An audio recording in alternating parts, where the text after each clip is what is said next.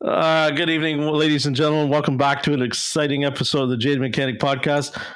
So y'all know I'm like heavily addicted into the social media, content creation, online people in the automotive realm, and I've been there a long, long time, and it's my really only vice. I gave up all the other ones, and I recently found somebody online that his very first video, I was like, wow, this is like hearing myself talk back to me about his attitude about the industry and all that kind of stuff. He's a very jaded individual too. And I've watched his channel really blow up in the last 3-4 months. He's gotten really big on TikTok, almost it seems like overnight, but he's really pushing there. So anyway, enough about me. My guest tonight is Lance Mechanics, everybody. Lance, how's it going, brother? Good, and yourself? Very good, man. Very good. Lance and I had some technical difficulties getting on, but I think we've got that all squared away. So, yeah, we do what all else fails as us technicians. We just start pushing buttons, and that works. So, well done, Lance, on the button pushing. So, Lance, kind of tell everybody a little bit about yourself, real quick. All right. So, a tinkerer, play around with toys. Now I'm starting all over again. So I came into this industry pretty late, believe it or not. So I lost my momentum. How long you been on YouTube? About a year and a half now, I think. So last April. Yeah. And you kind of went on there. Like I said, I saw some of your first videos, and you kind of started off. You pull no punches about what you really think about the automotive industry and what it was like for you to be an automotive technician. And you're still a technician, but you kind of went, like our friend Lee Forget, you kind of went into the mining side of stuff, right? That's a familiar name. Yeah, I went underground, and it was the best decision of my life. Like we talked about earlier, I thought I was smart until I went underground. No, absolutely not. Some of the smartest techs I've ever worked with in my life. Yeah, like we were talking before we got on the air. Like my short tenure with some of the guys that in the heavy duty construction side of things, they're just absolute masters at making it work, right? Getting the job done. Because I think it's like, everybody thinks it's like it's a $5,000 transmission job on somebody's car is a big deal. We forget when these are like mining contracts worth millions and millions and millions of dollars, and downtime, is thousands of dollars a minute. The guy that can go out there with a bucket of tools or a box of tools and get the thing going, there's a gal, excuse me. There's a real. You think you're good until you get there with some of those guys that are like they just have, it seems like, an innate ability to cut through the BS, know what it's not going to be, go right to what it is, and make it work. And that's. We were talking before we got on air. I've worked with some guys that have that ability, and it never fails to impress me. And it's not always the old guys, is it, Lance? Some of the young people just have that too, right? Like it's just they just they just cut through the crap and get it going. So, you talked about you used to work in an independent shop before you went to the dealer, and you kind of felt like the dealer was. How do I say this? Because without offending some people, you kind of felt like if you really wanted to hit the top level in the industry, you thought that that's where you had to go as a dealership, right? 100%. At least in my city, everybody's situation could be different. I always try and point that out, but they'll pick and choose their information. Yeah. 100%. So like I capped out at 86,000. I said in the private garage, and there's no going nowhere, no going higher than that. At least at that time, like 10 years ago. And the dealer was the next step. And within like a month there, I already doubled my paycheck. So, wow. Yeah. And you just took off. It was a Honda store, was it? Yeah, a Honda. Yeah. And you like that brand to work on? No, absolutely not. The customer base, like I started out at a Kia. I thought they complained. Honda owners are another breed.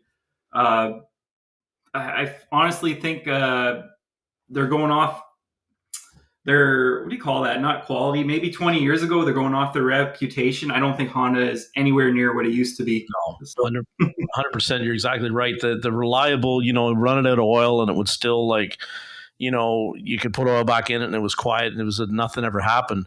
Those days for that. And, in fairness, with the technology and stuff that we've got going on now, any of those engines are a little more, tolerances are tighter and, all that jazz.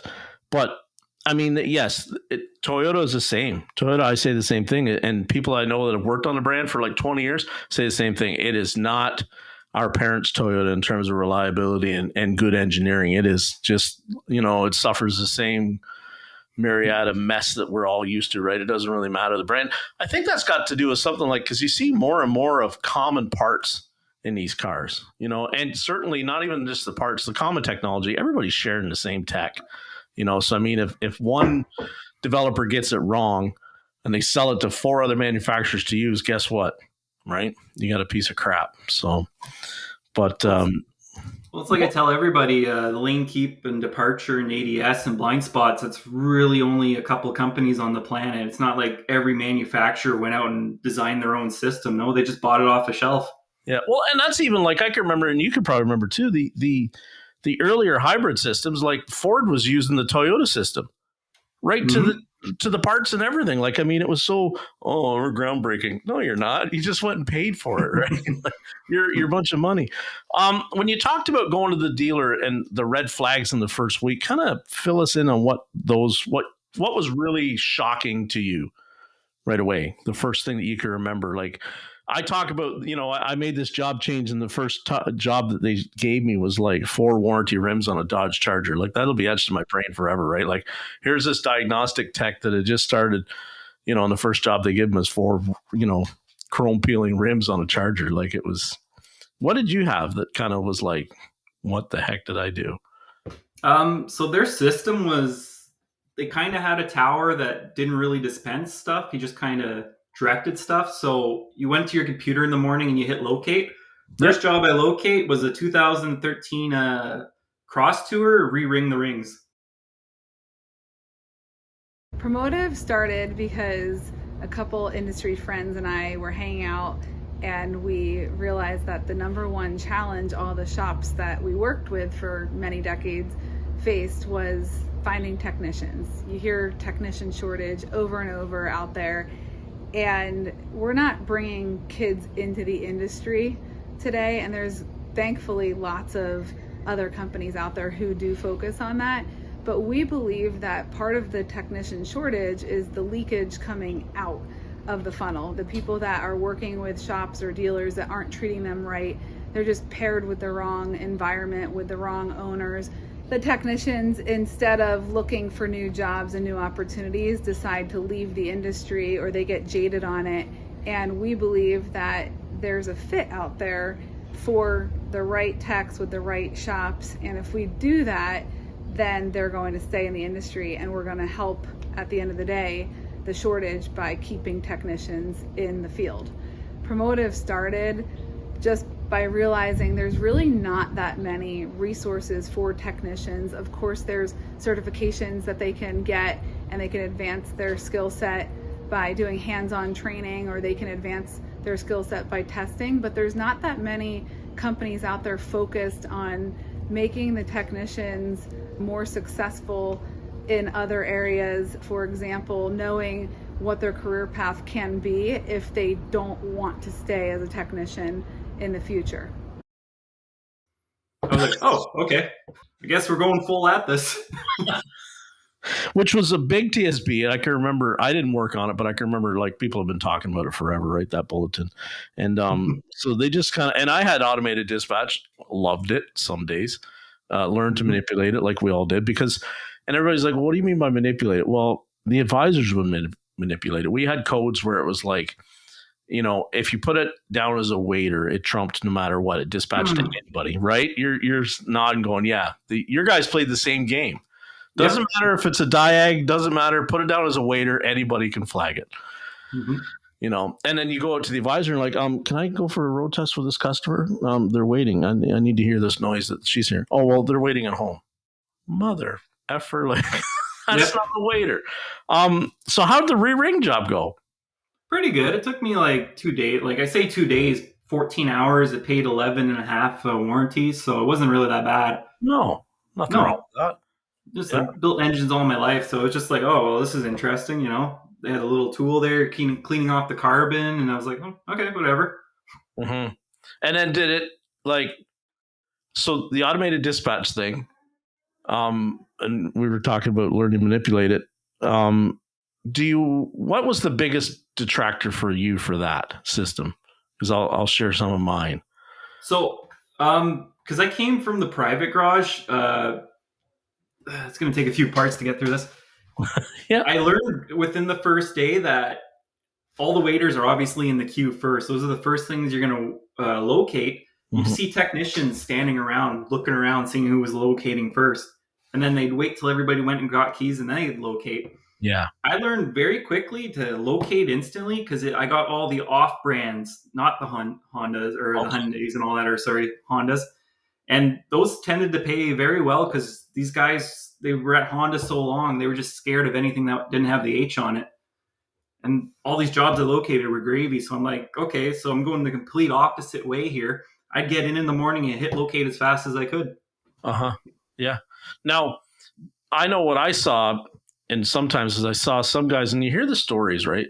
Of like, I had a guest on, and he talked about how he had guys that would come in like an hour early and scoop up like a bunch of PDIs, right? And a bunch of other shit, and then put it all on hold. And then start pulling the work in at 8, right? And they'd have all these other sheets for then in the afternoon. And then I saw guys, I don't know if you saw this too. We had a couple guys where I worked that would walk in, like if you started at 8 in the morning, they walked in around 8:30, 8:40. And by then the waiters were all done. Like they were all dispatched, right? And then they would pull a really good ticket right away. The one guy did it intentionally. And then the other guy did it because they both said they had a really long commute. But it just, and that was kind of like a real sour note for a lot of guys in the shop because they're looking at going like, not that there wouldn't necessarily be a waiter at 9, but we also had a lot of guys that was like, if you located and it was junk, they threw it on hold right away and grabbed another job. And that was, or if it was start as a comeback and it'd be like, so I'll give you an example. Say you did your ring job. And then next week it had brake noise. They'd start that as a comeback. Well, anybody that I worked with, they would have immediately threw that on hold and grabbed the next job because instead of going out to the advisor and ripping his head off, or it's obviously how do you cause a brake noise, by doing an engine job. They would just, because we didn't always have a ton of good tickets in the morning, or we didn't always have even enough tickets for the amount of techs that were there. So if you played the game straight and took what was, what should have been somebody else's comeback or something like that, you might have missed out on your one and only chance that day for a day's worth of work. So, wow.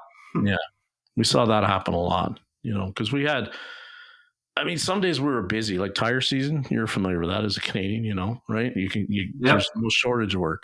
But other times, we had 16 techs. There might be 10 jobs in the queue at 8:00 in the morning. Right. Oof. I've never experienced that bad. Maybe Christmas Eve or.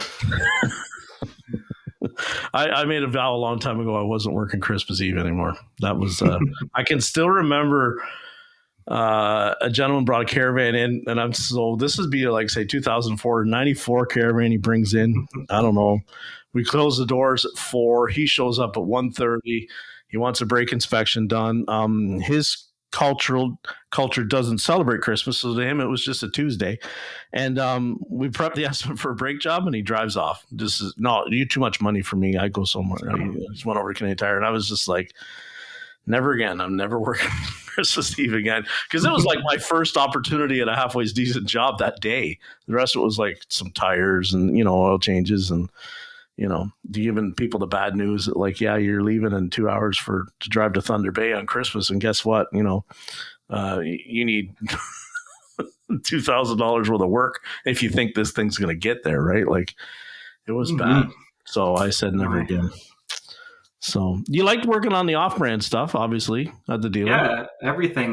Because I'm used to writing down points and bouncing around there, but So one of the things I noticed when I was in the dealership is how cliquey it was in that back garage. There were people. Thing with Honda is there were people who were there 10, 15, 20 years, and they definitely wore Honda branded underwear. So and I thought they'd be a little more giving in information. Heck no. So I got that. Whereas at the private garage, it was like everybody was willing to help you and get through problems. And the dealer, until they were told to help you, it was just kind of you're on your own. Yeah, lots of gatekeeping. Mm-hmm. Now, do you think, Lance, that because of how they're paid at a dealer? Like, you think flat rates got something to do with that? Maybe. I've heard about that in private garages too. A lot of technicians holding back on information. Yeah. But it definitely has to be more prevalent in a dealership setting.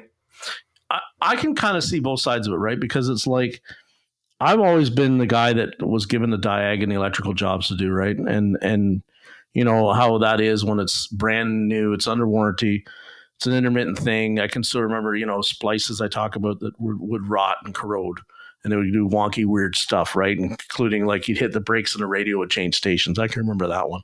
The first time I had to find that took me, several hours to find it. And then the next one came in, I knew exactly where to go, right? Mm-hmm. I always kind of kept those cards. Like I didn't necessarily just, if somebody walked over to me and said, hey, I got a Caravan and when I hit the brakes, the radio's changing stations. Like as an example, I was always on the fence about, do I give that to that person? Because like I lost my ass finding it the first time. Right. Mm-hmm. But now I was able to find it. That guy, maybe that I'm giving him the answer, he's never would have found it ever. Right. So who's to blame there? Who they dispatched it to? Or him for not doing the hard work and finding it? What do you think? Yeah, that's a tough one. That is a tough one. You don't want to see anybody struggle. Like if that was a busy day, I'm sure anybody would walk over and tell them the answer. My name's Arlene, and I'm with Car Doctors in Athens, Georgia. Take two. My name's Arlene, and I'm a service advisor at Car Doctors here in Athens. TechMetric looks very, very good and presentable to the customers because it allows us to actually answer their concerns, bundle everything up for them. I can send them an inspection report, they can visually see what we're seeing, and then I can send the estimates as well. So they can see exactly what we're quoting, why we're quoting it, how much everything is. And then I'm also using it to communicate with my technicians. They'll leave me notes, I leave them notes. Everything is all bundled together in one sweet little package. Makes it very convenient and less time consuming, honestly. But if things are really slow and nobody has any work, I'm sure you could put in the effort and learn.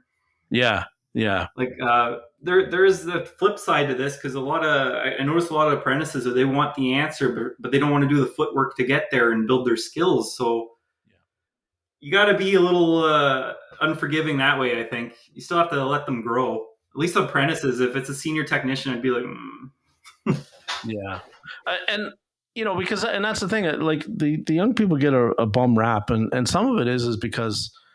I think the way the education system kind of did it different, right? Like when I was coming up, we had to read the page before the guy would then go over what was on the board, right? Read the page in front of you.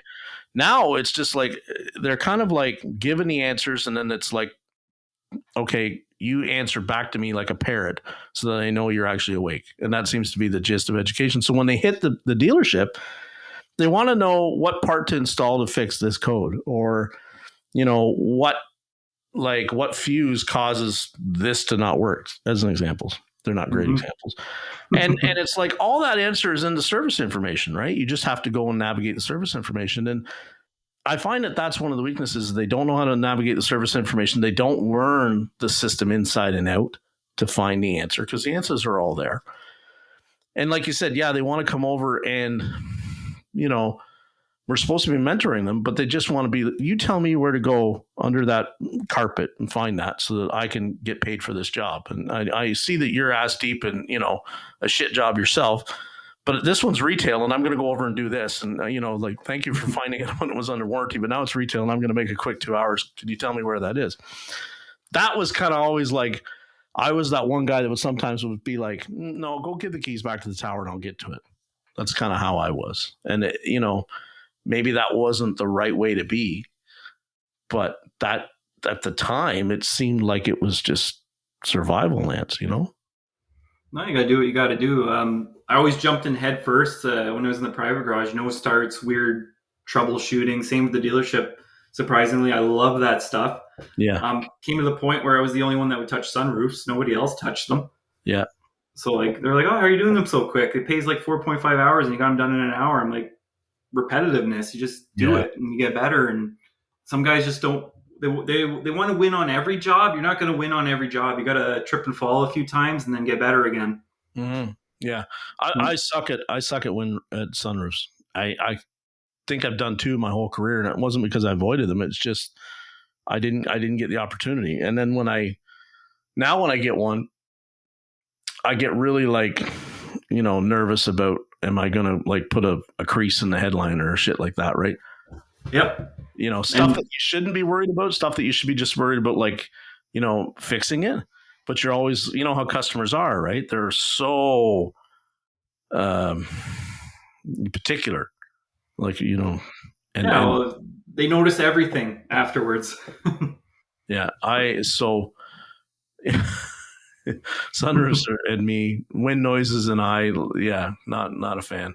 I've had some wind noises that kick my butt, and I hated it. Now they're not too bad, and I think it's just because when I'm out of the flat rate situation, I slow down a bit. I don't stress out.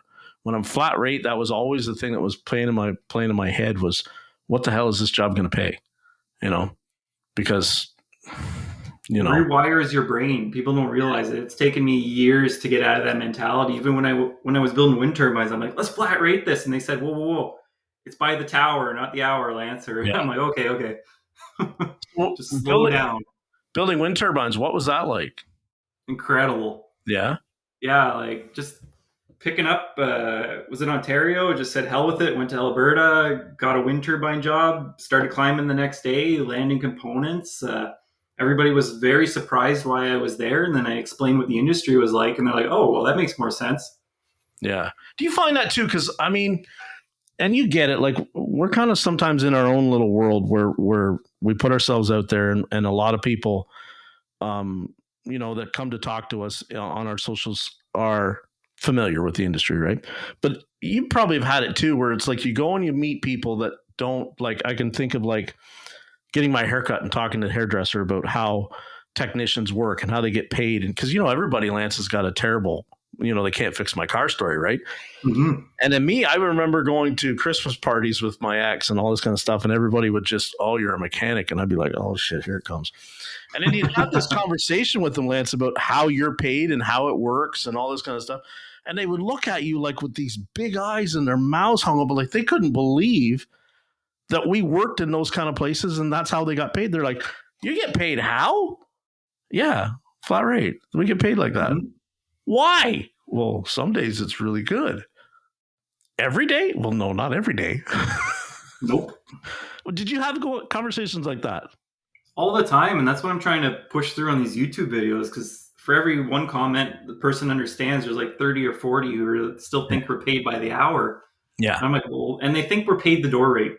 Yeah. Isn't that, oh man, it doesn't seem to matter, right? Like I see it at least once a day. Somebody says, it's the door rate's $240 an hour. You guys are getting paid way too much. And it's like, holy shit. Like there's $240 an hour door rates and the guy's maybe getting paid $40. Mm-hmm. Like, let's do the math on it. That's 1/6 the door rate. 20%, or 1/6. Yeah. Is going to the technician. Like, and I understand that it's overhead and profit and all that. It's cool. But you think, like, look at me. Do I look like somebody that's getting paid $240 an hour? No, I don't. I look like a blue collar guy, right? Blue collar people traditionally don't make the whole damn door rate. It's the same as like, the guy that shows up to put in your air conditioning unit, if they're charging $300 an hour, he's not getting paid $300 an hour, but people they just, I don't know where does it come from, Lance? Why is it there? Why is it so prevalent? I don't know. I feel like because maybe people feel like they can work on their car, they can't justify the price. Whereas a HVAC or electrician comes in and it's all magic to them and fairies and pixies that they'll pay it. But when it comes to a car, it's like, well, I can open the door, I can add washer fluid, I don't think they're worth that. Yeah. So, but you and I know the majority of the DIYers and the majority of I think I'll say it. Also, the majority of people following a lot of the automotive content creators, I don't think you're all that handy at actually fixing your stuff. Like when you hear the guy and he talks about, I'm a superstar, like I fixed my old truck, and it's like, well, what's your truck? Oh, it's a 78, square body Chev. Wow. That's some high-tech stuff you got going on there, right? Like let's step into a 2018 then, mister, like 50 years later, see how you're not interested? Exactly. It's like comparing a paper airplane to a fucking space shuttle, pardon my like they're just because they both fly doesn't mean it's the same thing. Like it doesn't. I find that's the thing that really gets under my nerves about the online people that are chirping back at online creators. Sorry, I got on the tangent. Oh no, I'm getting on the tangent now. I've been thinking about that a lot in YouTube videos lately. How all these content creators are going, oh, you need to go to the mid 2000s. These are the best vehicles. I'm like, on this flip note, it's because they can't repair anything else. Right. Yeah. It's literally like 2009 seems to be the cutoff for a lot of these content creators. Anything after that, it's just too complicated for them. Yeah. And I'm like, well, those vehicles are drying up, and it's like early YouTube when everybody was into the 12 valve Cummings and the Hondas with like 10 wires, like, things are getting more complicated now. And you see sponsors and stuff, sending them out to get ECU done and all this other crazy stuff that the average person is just not going to be able to do. Like, and you and I know, like all these, trucks and stuff. I saw a guy posted a video this morning and he suggested that somebody go and buy I think it was like a 2004 Chevy truck. He's like, go ahead, put an engine and transmission in that and keep driving it because it will be way more reliable. He's in Georgia. There's no rust, right? Like, Lance, how many good 2004 Chevy trucks do you see in your neighborhood? None. Exactly, right? It doesn't work. So, unfortunately, the reality has become is that as we would all love to have very basic, simplified vehicles to work on, own, operate, all that kind of jazz. They don't last up here in our climate. They don't even last down there either. I don't care what anybody says. Like, if that was so lucrative, why are so many people still buying 2021s, 23s, 24s, 25s? If there's all this rust-free 2000 and mid 2000 stuff driving around, because they don't want it. They want all that luxury and amenities until it effing breaks. And then they're mad because they have to go to their local dealership who, hey, like, I see that you're here. Cool. All right. We've documented this. We're going to do a diag. It could be like a month before, the part shows up. It could be 6 weeks before we get to you in the queue because we have no technicians in the back. Like all our master techs quit or retired or died. And, we don't have anybody that we can give this to them. And, I'm sorry. And you're sitting there going, well, I have a warranty. Cool story, bro. Like, those kind of things, people just want to get online and yell at you or I and go, it's not fair. Where's your old car? Why aren't you driving it if it was so good? Like what's kind of so we kind of talked about at the dealer, was there a job that you didn't like that you absolutely hated? Honda Odyssey floor harnesses because they were throwing airbag lights. Okay. And it's just because I hated my dog's knocking on the door. Because I hated how incredibly overly complicated the dash is on those to pull apart. Right. And even then, I didn't really hate the job, but it was a full 8 hours. You weren't stopping, you weren't taking breaks. It was, if you wanted to stay ahead, you had to finish it that day, and it was. You almost needed 2 bays because of how much plastic is in those crappy things. Right. Like, the amount of space was unbelievable. And for people who don't know, you can't just throw the shit on the concrete floor. It's going to leave scratches and they're going to notice. Yeah. So space becomes an issue with those. Yeah. Well, and that's it. Like I've seen customers walk through shops and they see spare parts on the roof of their car or a car. And they're like, why is it up there? Have you noticed how we tend to jam? You were talking this morning in one of your videos about how, if they've got room for 20 hoists, they've got 20 hoists and 20 techs. Like there's no space between them, to where you can take your parts and lay it on the floor or keep it nice and organized. There's no room for that. They don't allow that. It's pickup trucks. Everybody loves that because they just start heaving stuff into the back of the truck. you know, and then the engine cab goes up, you know, all those parts, cab comes down, parts come out of the truck. Like, it's like you'd think they almost engineered it that way. But, you know, people, it's the little things like that they just don't understand about what we face every day. You know, that's the part that I'm always trying to, with this, is have people on that have been there and are there and doing it. Because if you don't know, you don't know. And there's so much hate directed towards the automotive people and online. I struggle. It's the number one struggle I struggle with now, is the way they'll talk to Paul Danner, the way they'll talk to Ivan sometimes. Well, Ivan and Eric, you know, they get a lot of love, and rightfully so, they deserve it. But I'll see some guys talk to Check Engine Chuck or Rich or, you know, some of the other guys in this room, and I'm like, do you not realize if you were in the room with us, you would never say that to us, because we would tongue out of your head, right? Like, why do you think that is? I don't know. It makes them feel big. It's funny you mentioned that. I commented on a Royalty Automotive video there, and a lot of my followers are following it. And then one guy commented, "You're not a real technician. You shouldn't comment on this." And the amount of people defending me was hilarious. I'm like, I just said I'm a backyarder. I don't have a clue what I'm doing. Yeah. And the hate that those guys get, Royalty, like, oh, he didn't, the man bun, ponytail. Like, oh my God. Sherwood's one of the sharpest guys you'll see online, and has been for a very long time before he was online. Like, he's been teaching other technicians how to solve complicated stuff for a very long time. So, you know, and they hit the ground running and are doing an amazing job of showcasing themselves as professionals. There's the puppy. Hey, she is. Yeah, she's gonna one up now. No, that's no problem. Oh, that's all good. What's her name? Lola. Hi, Lola. Yeah, she's a big sucky baby. Yeah. And that's what, so, you know, the guys that, like, I have to work really hard that when I'm seeing people, you know, disrespect, you know, kind of people I have a lot of respect for, what I'd almost call friends. I have to work really hard to censor myself with those people, because it's like, you know, there's no reason. Like, where are they coming from, Lance, where they're so mad they just want to lash into the guy like Sherwood? I don't know. I don't know. Like, I'd love to spend some time with him and learn from him, but these people are. Step on your cord. They're not mechanically inclined to know how nice of a guy he is, or it froze. Okay, perfect. I thought Lola stepped on your cord there for me. Oh no, she don't. Yeah, where was I going there? Like, from his first video, I noticed, like, I'm like, holy crap! Like, people don't realize who this guy is or what he is. Like, I don't know. They'll just shit on anything.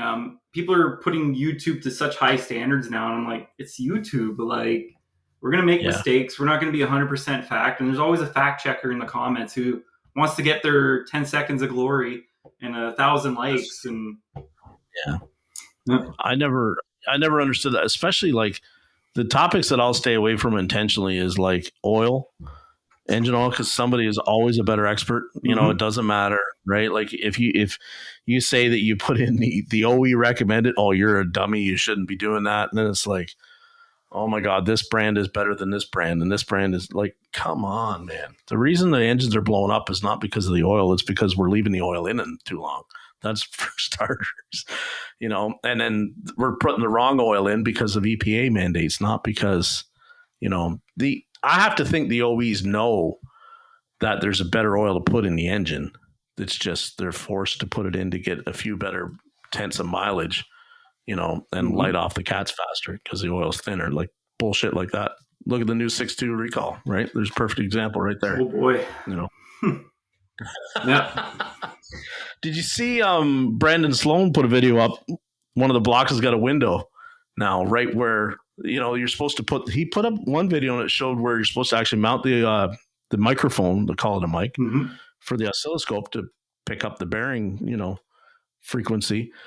And then there's, again, looking through the same fender well on another truck, there's a hole right there in the block. So obviously that one, you know, for that inspection doesn't need to have the oscilloscope hooked up. She's dicked. No, but like, knowing warranty, they probably want to see it. Oh, for sure. So you enjoy the diagnostic challenge? I've always loved that. There's some days when I regret saying that, but like it's the thrill. Like I like chasing that high of when you finally succeed and you know the answer. Mm-hmm. Doing brakes and suspension parts, yeah, that's fine. It pays the bills, but dime a dozen. You can do those every day. You're not going to tell me finding a transmission issue because of a rear taillight ground is not thrilling. Yes. Yeah. And that's the first time you find it, right? Mhm. And then you see it get, you go say to a training event, OE training, and you share it with some of the guys in the room and go, hey, ever seen this? And nobody puts their hand up, and you're like, but they're looking at you like all of a sudden, like, ooh, like you're a god, right? And then they share something really cool with them. That was always the thing with me with training. The very little OE training that I got, that was the best part, was the networking with the other guys. What are you seeing, right? Because I can remember like going, and here I was in Kingston, and I'm going up to Toronto, and I'm seeing these guys that like their Chrysler dealers have a whole fleet of Sprinter vans. And like he's like, all I work on is Sprinters. And I'm like, you must hate your life. He's like, no, man, like I got them down to an art. Like I have all the tools, and they come apart really easy for me, and I make tons of money. Whereas, because back home where I was, I think we had like 3 Sprinters in the whole city. This is when Sprinters were brand new at Chrysler, right? So it was like, but in Toronto, he's like, he had them just waiting for him, the first gen Sprinters when they hit Chrysler. And I'd be like, we sold 3, and so we didn't get a lot of it. And the stuff he would tell me, I was like, we haven't even seen that yet. And then you would come back and talk to another guy, and he was like, and then 6 months, 8 months later, you might finally see it. And for him, it's old news. He's done them all, fixed them all, but we're seeing the first time. That was what was really cool for me with networking. So what I like about the networking thing is people don't realize is vehicles fail in different ways in different regions.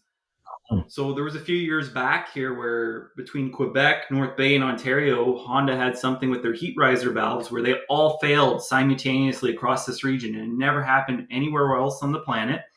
Engineers were brought in from Toyota, and they hit the whole area figuring out what's going on. And it's funny when we talk about stuff, people will always be like, well, that's never happened to my vehicle. I'm like, because you've never been to the environments we've been, or vice versa. We see failures across the board or in different regions. And that's really hard as a technician, because you learn something from these people, but you may never see it in your lifetime. Yeah. Yeah. And that was always weird to me, because I was like, I can remember calling Techline for Chrysler, and a lot of the time you were talking to somebody in Georgia, and like they don't get the kind of weather that we get up here. Mm-hmm. Right. So it's like, and then you would hear other things. I can remember still 2001, we had a bunch of, for some reason, it only did it in the Intrepids, and it only happened with Shell winter gas. And it was like this rash of cars, Intrepids from a rental company, Enterprise Rent a Car, and they all bought like Shell gasoline, because that's, I guess, was their agreed thing. And it was just when they were changing over to winter gas at this time of year. Well, it would gel in the tank. So all of a sudden we're getting all these Intrepids coming in that have no fuel pressure. And at first we're like, okay, putting the pump in it. Well, then once we started to actually get in there, and we didn't catch it because all gas smelled the same. Didn't see anything wrong with the fuel. They're like, before you change the pump, just put a bunch of de-icer in it. And we're like, de-icer? Yeah, try it. It ended up being this whole thing where Shell ended up like paying Chrysler a bunch of money back. But like that was only happening in like one particular model over a very short window, like a month and a half, that it was really rampant. And then it was fixed. It was weird. It was like their first blend that they hit in the tank didn't it would just gel. It was weird. People, like, if you don't talk and you don't network, you may never learn that train of thought to think something different, right? Like now I see countless times where it's bad fuel, but you'll talk to some technicians and it's like bad fuel will still completely stump them in their diagnostic process. You know what I mean? Because maybe they've never been exposed to it. So I got a good one because of where I am, when fuel prices get really high, every dealership experiences no starts. It's because what happens is the people in my area start buying fuel from the reserve, and it's full of water. Oh, okay. Really? Yeah. It's always within a week or two of gas prices skyrocketing, and then boom, no starts across every single brand, and then you're pulling them in. And guys, it's a tough thing to diagnose if they're not used to it. They're calling Yeah. fuel pumps, they're calling injectors, they're doing weird things, and they'll get the car running on someone's dime, but it's usually just bad Yeah. fuel. Yeah. See, we're lucky down here. Like I admit it, I go to the res quite a bit and buy my gas because it's tax free.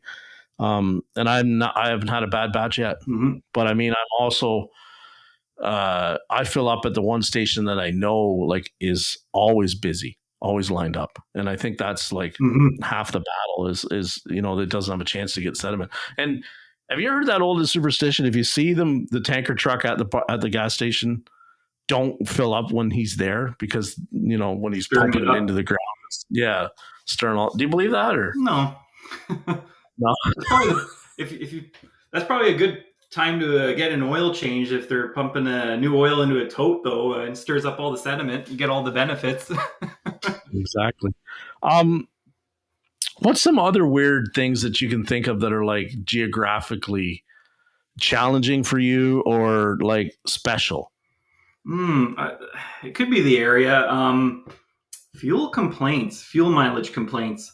Okay.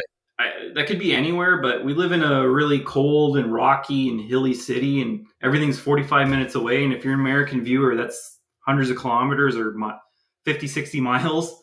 Yeah.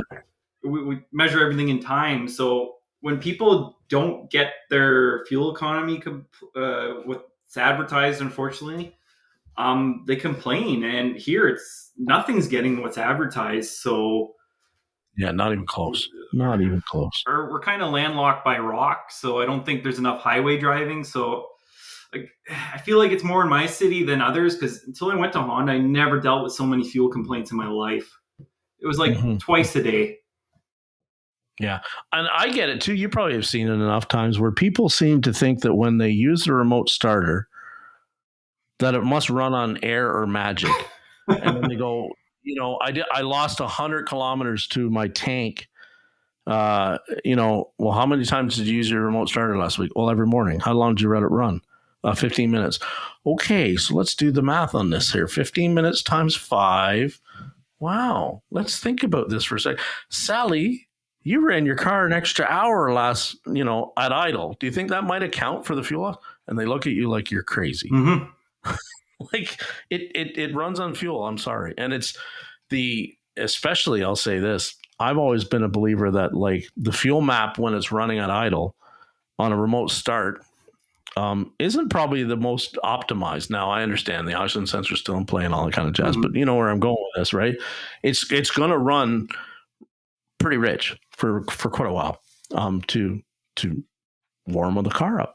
Because that's what you're supposed to be doing. Not sitting in there for 15 minutes because, you only have what makes me laugh is people like, I only have a 10-minute commute. Oh, God. And you let it run for 15 minutes to make a 10-minute commute. Yeah, well, I wanted it warm when I get in there. Okay. You shouldn't say fuel economy. Now that you're thinking about it, I'm sure even in Southern Ontario, they might have had these problems. Honda's 1.5 liter does not generate heat. You can drive that thing for 45 minutes to an hour, and it's still kind of mildly warm. And maybe the further south you go, it's not a problem. But here, it's like, the updates we did. I find, and I don't know how familiar you are with Nissan. Nissan built one of the worst cars for Canadian climate in terms of getting heat. Like, it is terrible. Like, I can remember having old Dodge trucks that would cook you in the cab, right? But yet, like a Nissan, if your like windshield is clear, it's pretty much working about as good as it's going to get. And they would revamp like how they would run the CVT fluid through the cooler and all this kind of jazz. And like, but we put on lots of, at the Nissan, we put on lots of like preheater kits because otherwise they wouldn't, like, people would be like, I leave, and I have a 25-minute commute and the car's cold the whole way. There must be something wrong with it. And you're like, nope, that's just the way they are. There was so much latent air around the thing that it was like, I think you could have taken a rat out of it in the wintertime. The Nissan will run just fine. It won't get hot. Like, they're crazy, man. There's so much of the heat is taken away from the fact that it's minus 35. and that it's like all this air space around pulls the heat right out of the engine. It's terrible. They're junk. It's funny you did that update. We were doing them on the 16 and up CRVs. We were installing something called a DEPA heater. Yeah. And there was this one time, and people don't know, the average person who buys a CRV is not a soccer mom. They're like 50, 60, 70. They're retired. They can't handle the cold. So there's a complaint. There will be a complaint yearly. So we installed these DEPA heater preheater kits. They plugged in 120 volts. They were controlled by your phone.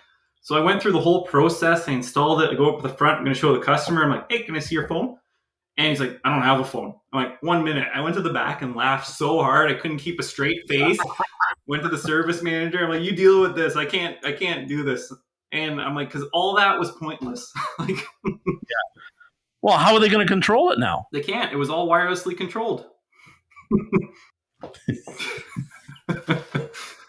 Here's your bill for your... It was free, but it was useless. Extra 2 power cords coming out of your vehicle and all this stuff, and drilled holes in the firewall for nothing. Yeah, right. So they can plug... Oh, my God. That's frustrating. Phones were one of those things where, again, people would come in and say, I can't get my phone to link. And it's like... And they pull out a flip phone? Like, yeah, there's probably why. Yeah, that was I did a video on that, and people treat their phones like a kid. And I always tell people, why are you this $1,000 phone in your $60,000 car? Why is the car the problem? Why isn't it your phone? Mm-hmm. And don't get me started on Apple users. Not a fan, Lance. Not a fan of them in cars. Oh, they're the worst. Yeah. So kind of, are you steadfast telling people not to become a mechanic for automotive, or are you just trying, like, is your goal kind of to make them aware, as it is mine, what the reality really is? Both. I'm telling every one of them, go heavy equipment. Semi trucks isn't exactly a great industry here too. Heavy equipment, fleet work. Don't waste your time in automotive. You want the skills? Yeah, get the 4 years, do your tour of duty. You won't regret it, but have a plan to get out. It's not a long-term career, I think, at least here in Ontario. And it's starting to sound like all of North America, really. It truly is. I mean, like, I network, you talk to a lot of people from all over too, and I do too, like on the shop owner side and the technician side. And there's a lot of change happening, but like I tell people, and it's funny, right? Because like I've shared my story. If I'd have never gone into a dealership, taken a dealership job, I'd have never made it in this industry. Because like the independent shop that I was at, I was going to starve, go broke, be bankrupt. Everything I owned was going to get repossessed because they weren't paying. And they not only were they not paying, they weren't training, they weren't teaching me, they weren't giving me any opportunities. I was like an oil change kid and like a tire kid, and he's going to do a bunch of work for the safety. You're going to go do the work, and he's going to sign off it, and you're not going to learn shit. They would take like diagnostics, and it'd be like a 3-hour ordeal to condemn like that the oxygen sensor was bad. And I'm thinking this must be amazing. Like this Snap-on tool, you must have to be really smart to navigate and all this kind of stuff. And then I went to the dealer, and they threw me at anything I wanted to touch, and I was knocking out diags and stuff. And I'm like, this shit ain't hard. And I'm like, and I'm making, I went still because I hadn't written my COQ yet. They hadn't put me flat rate. I was making $6 more an hour and tackling anything they want to do. Software updates, like, here's a tow in, no start, same as you, right? That kind of stuff. And I left a shop where they're going to pay me $11 an hour. So if I'd never gone to a dealer, I wouldn't have gotten the exposure and the skill set that I now take with me everywhere. But you're exactly right that like, the dealer, from a culture standpoint for future, there's no future there. And my friend Joshua Taylor from Wrench Turners, he's going to hate to hear me say that, but it's the truth. I don't think the dealer owners right now have got their heads out of their asses far enough to see exactly how bad the problem is. They're saying, oh, we can't hire techs. Yeah, because they don't want to work for you, because you're not changing your culture, right? I mean, you're a sharp guy. You always were. Obviously. And yet, you landed there, and in no time, how long did you last? 3 or 4 years. So not really long in the greater scheme of things in terms of like some of the other lifers that you'd seen, right, that have been there 20 years. Yeah, it kind of blows people's mind here. I'm 35. I've only really been a licensed mechanic for 6 years, and before that, I only turned wrenches for 3. So I came into this industry pretty damn late, just on a whim. So yeah, I started when I was 20, but I didn't get my CFQ until I was like 30. I took a long time after I'd finished my last intake because, like a lot of people I worked with, I'm like, I don't know if I can pass that. Like, I mean, you know, I'm not sure. I didn't have the confidence. I didn't have a lot of other people giving me the confidence, telling me that I, you know, and it's funny. It took one person to say something in my mind, and I'm like, you know what, F you, I'm going to go. And I got like a 96 on it. So I was like sitting there. I mean, my service manager's like, do you know how much money you lost by not having it? And I'm like, I don't even want to think about that, Don. Like, I just, you know, and he was right, but I'm not all about money, you know, like it doesn't, it's not my end all and be all of what I choose to find as a good workplace. I'm more about challenging and being challenged and like being appreciated. That goes farther than being really well paid.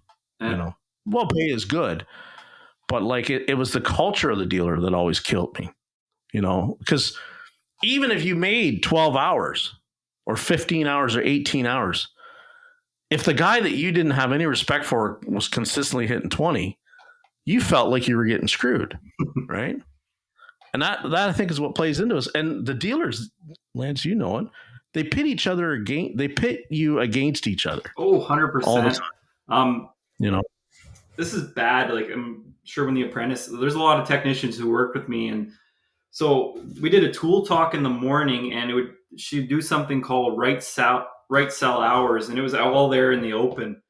People knew exactly how much customer pay hours I was pulling in a day, and when they seen 12, 20, 30 hours on some days, they're like, holy shit, like what am I doing? I'm like, well, I'm not working on Hondas, but you know, yeah. And that would breed competition, but more than anything, it was resentment from the other guys.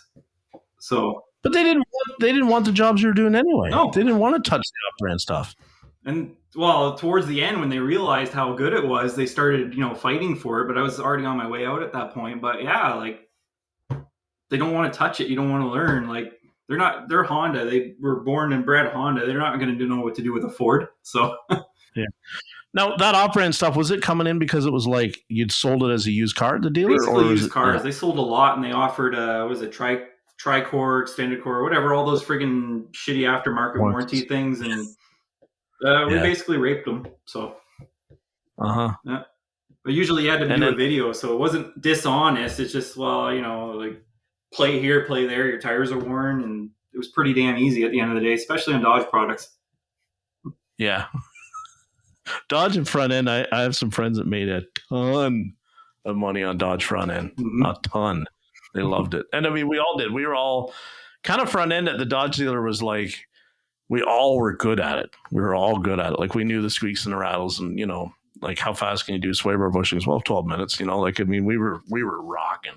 But it was like, you know, the engine stuff, we could all navigate that pretty good, but the electrical and drivability, like I can remember for me, it just seemed very easy because I knew where the spots where they rotted. The wires were rotten all the time.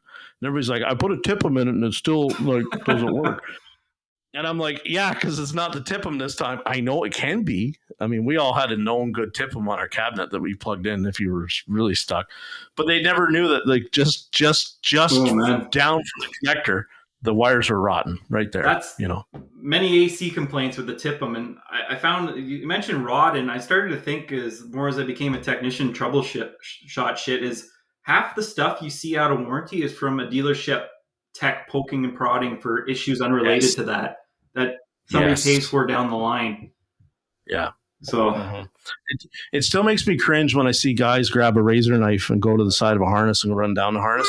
That still makes me cringe. Hey, before I knew better, I did it. And then I had a car that I did it to it come back to me like 2 years later, and it was a fucking mess. And it took me forever to get all the gremlins out of that harness, out of that van that I had created. And so I learned, you know, so Erico, sometimes guys chirp him, oh, you need to use a seam ripper. They're not wrong. But I mean, like, if you don't know, you don't know. It's the thing with test lights. I still like, I loathe them. I love a test light. Love it. But when I see a guy take it and jab it into the front of a connector, I want to like pistol whip him right there in the bay, because it's just like I've gone after so many guys after that, and like they've spread the terminals out because they don't buy a terminal kit or, you know, whatever. Just create something. Don't buy a T-pin. They just, oh, the meter probe is fine. I can jam it in there and try to hold it. And it's like, you just ruined it. Fuck face. Like, now that's going to be, every time you hit a bump, the speedo stops. Why is that? Well, dickhead over here. Sorry. No, I get it. It's funny. Like I say, I loathe test lights. I bought one recently. I've never used it in my entire career. I just found better ways to do it. Like you said, spreading terminals. It's some poor person's going to pay for that down the road, and diagnostic fees. So, Are you a power probe guy? I am, but I always tell people this is like a last resort. But I do like seeing my positives, my grounds, but my multimeter is my favorite tool. Like generally, I don't find I have to supply power to something. You can usually see what's going on. To like supply power is like a last resort for me. Mm-hmm. Yeah. And because my like very first tenure with doing Diag was at a truck and trailer shop, where a lot of the times you were fixing trailer lights. So it just became like your test light was the best. Now, and I'm talking, they hadn't built the power probe yet. Like, we're talking pre 2000. So we didn't have one. So it was like, I'm old, Lance. I'm old. So my first main boss took my DVOM away, gave me a test lamp and said, I'll give you the DVOM back when I think you know what you're doing. And he gave it back to me in a short order. But I really understood then, because it was like, hey, this light should turn on. It's got 12 volts and it's got a ground. But no, it doesn't, because when I touch it with my test light, you know, they won't carry the load. He was fundamental in teaching me that. And now, actually, he's not even into the business anymore. He closed the shop down and called it quits. He retired. So got out alive. Yeah. Lance, I don't know. Maybe it's happening where you are. When they brought out this new safety testing system, we had 4 shops around me shut down. Just pull the plug. Not doing it anymore. They said, that's it. F this. Gone. You see that where you are? No, because they're charging more for safeties, but the guys figured out, unless you call something, you don't have to take a video of it or pictures. So 30 safeties are just still the same. It's just, you know, mechanics hate change. I'm like, well, coming from the dealership, I'm like, we're doing this stuff with videos anyways. Like, I just went to the garage I used to be at. They're just down the road from me, and I stop in all the time. And they're like, yeah, this is BS and this and that. I'm like, you're just taking pictures of the brakes and loading it. It's not hard. I do probably 2 safeties a day now at my new job, because of like, it's a used car lot. And like, I don't understand what all the fuss is about. It really is not that hard, you know? And like, for me, I get it from the customer standpoint, you know, that it takes a little bit longer to do. But for me, like, I don't ever shoot the video until the car's reconditioned, ready to go.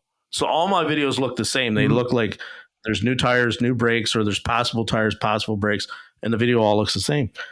The idea that we're shooting a video and failing the car and then presenting to the customer the estimate, to me, is still backwards. Like, the shop should be like, okay, we're going to inspect the car, go through it just as if you would. Don't turn the tablet on, document everything, take the video like we have been with cell phones or whatever, upload it for your DVI, show them, and then go, this is why we're not passing your car today. This is your estimate to do your repairs. Would you like your car to, you know, be repaired? Yes or no? Done. That's how we were handling it before I got to this job, where it's like somebody bought a car and they wanted safety. We didn't run it through the MTO until it was like good, you know, because what are you doing? Like, you're putting it up there and you're failing something. Now I got to go back when I fix it, log back into tablet again, shoot another video, get them involved. It takes way too long. And I don't know whether that was the reason that so many guys didn't want to do it. I think a lot of the shops didn't want to do it because they were letting some sketchy stuff go that they knew they weren't going to be able to hide on the car. You know, I'm not a little timid of information to anybody here. If you're in Ontario and you're behind a car that has a T sticker on the back license plate, I'd get a few more car lengths behind that. Yes. Yeah. T for temporary. Yep. Yeah. You seen some junk, have you? Oh, geez. Everybody's seen junk. Pull in friggin' Ford where the Focus is, and someone had put a piece of sheet metal on the car on the front subframe to try and make it pass. I'm like, oh my god, and I peeled it back. Or Honda's no better. Like, everybody thinks it's quality, but they have recalls every year or two where we're going in there and rebuilding the rear frames on CRVs, Ridgelines, and they rot out just like any other car. Probably worse. Unibodies, man. Ugh. It's every Focus that Seam I saw had no rocker panels left. Like, guys used to joke about like Cavaliers and Cobalts and stuff, and they were bad too. But man, Focuses just seemed to rot from that front wheel right to the back in like 5 years. They were just gone. Yep. And it's like, you'd already put 2 trannies in it, and now it needs a set of rocker panels. Like, how much do you love your Focus, right? Like, F this, I'll trade it in and buy a Honda. I think that the new system is good, but it gets really, it's hard. I'll say this: it's hard on the truck guys the most. It seems like that's where we're seeing the biggest thing. Yeah, it's is the frames on the trucks are shot. So you're in Ontario. What was it, 2015 or 16? Bob at the head of the MTO or whatever his name was went around and did this little show and tell for every mechanic in Ontario.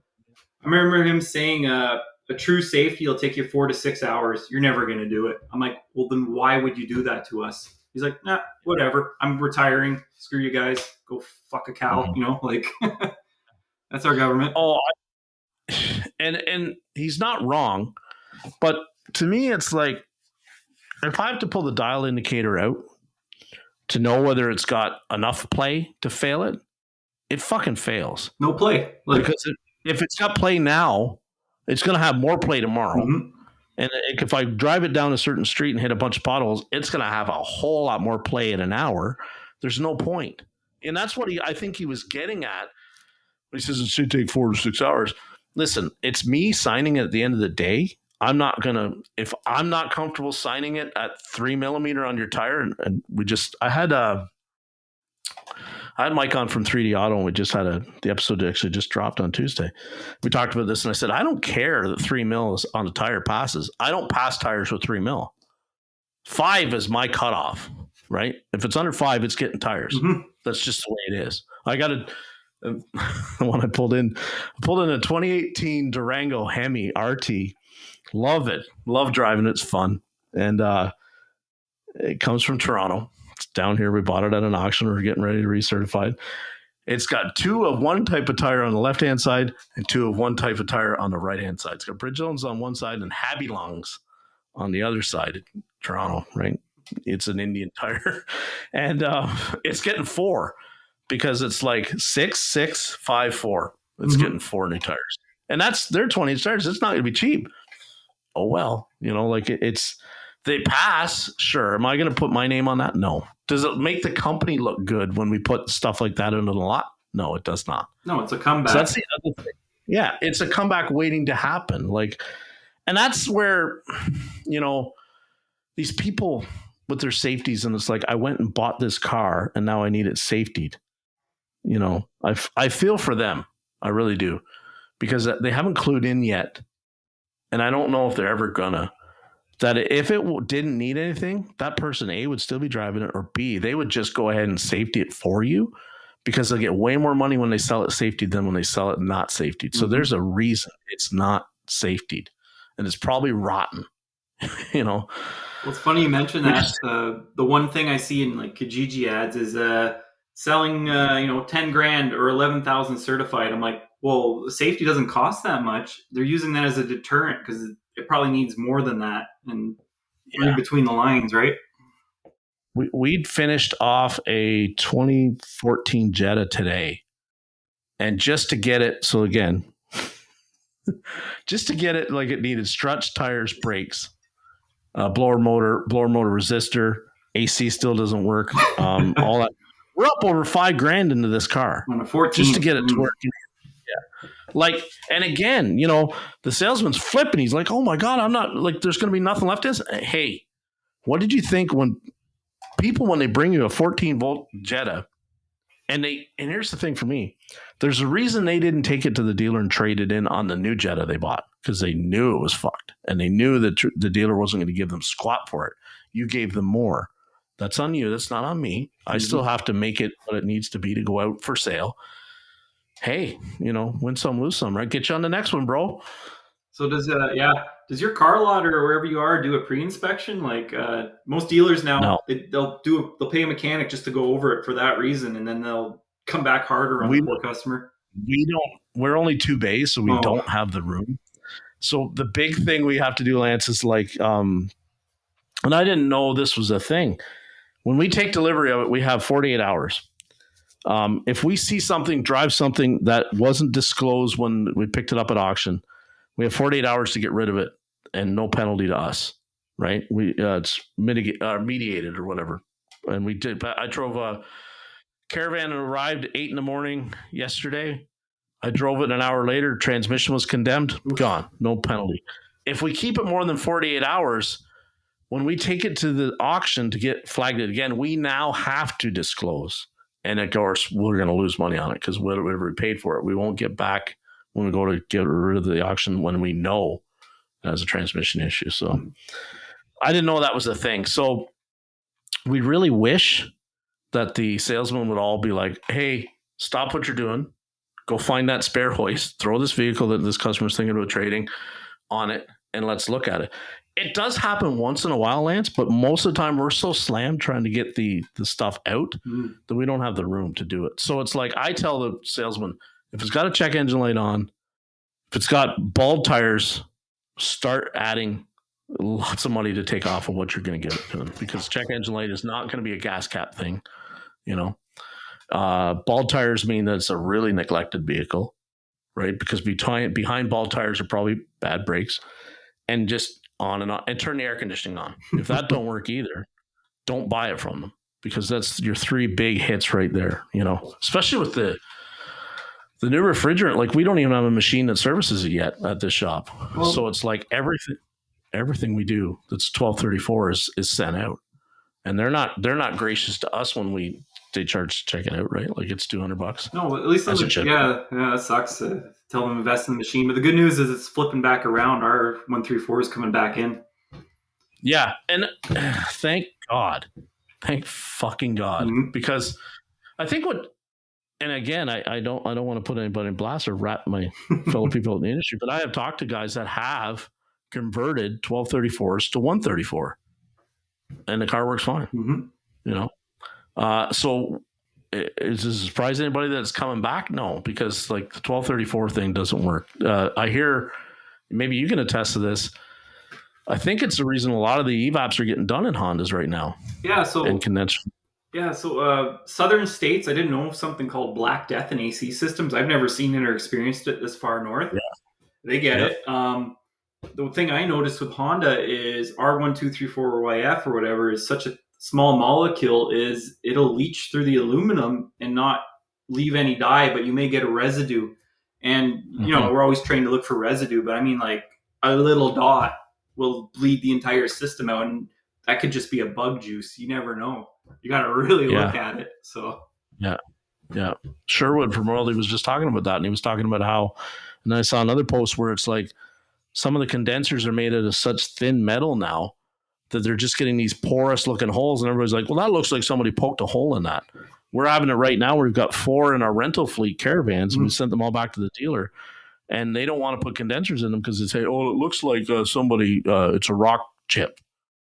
Come on. They know. We know what that is. Yeah. That's a porous hole. They don't want to do it for us because we're not like going to send them any other cars. We're just a fleet company, of rental fleets, and they hate doing them. Oh, well. Sucks to you, right? Like, so I hate having to play that game. What's your tooling situation like at the new job or this job versus the dealership? Supplied. Everything's supplied. Yeah. Yeah. I bring down my beat bag underground. I got my OEM tools I go down with. They give us a tool allowance of $500 a year. That may not sound like much, but this little Crescent is the only thing I've replaced this year. So I'm not really digging too deep into that thing. Yeah. So maybe I'll buy a Fluke multimeter and add it to the collection. Like, it's awesome. I'm mainly dealing with electrical stuff now. There's other people who take on the more mechanical side there, but tools underground are generally supplied by everybody. It's nice. That's pretty cool. Mm-hmm. Pretty cool. Do you get to weld at all? Yes. Yeah. There's as long as there's a fire suppression system underground, you need a hot work permit, and yeah, everybody welds underground. It's mostly stick now. MIG is like, what's a MIG? Yeah. There's a lot of good welders in the heavy duty side. What so what's your, do you have like what's Lance's 10-year plan look like? I don't know. So I'm not going to tell anybody what company I'm with, but the company I'm with, I don't think you'll see this in automotive for sure. Most of the guys are 5, 10, 30 years. All the management are licensed mechanics or electricians. Everybody in that building is hired within, and they're all tradesmen. Mm-hmm. So I don't think I'm going anywhere ever. I'd have to really screw up to leave that place. Right. So YouTube's fun, but I'm sticking here. Yeah. And what's the kind of the same kind of question? What's the goal for the YouTube channel and the social media content? I don't know, maybe just a life goal, hit 100,000 subs and see what happens. I have got a lot of people out of the industry, and I say to them, they're like, no, we needed the push. I'm like, they just need the push to leave the industry. And so far it seems they're happy. And I'm getting a lot of interesting TikTok emails and YouTube messages. And it's mostly people from Ontario because the algorithm's pushing Canada, but it's mostly Ontario, and it's employers holding people hostage with their hours. But with the changes of the College of Trades on April, it's all you need is a record of employment. You don't even need their permission anymore. You can challenge it. That's right. So I'm giving them this information saying, listen, you're not handcuffed anymore. You can go out and get your license.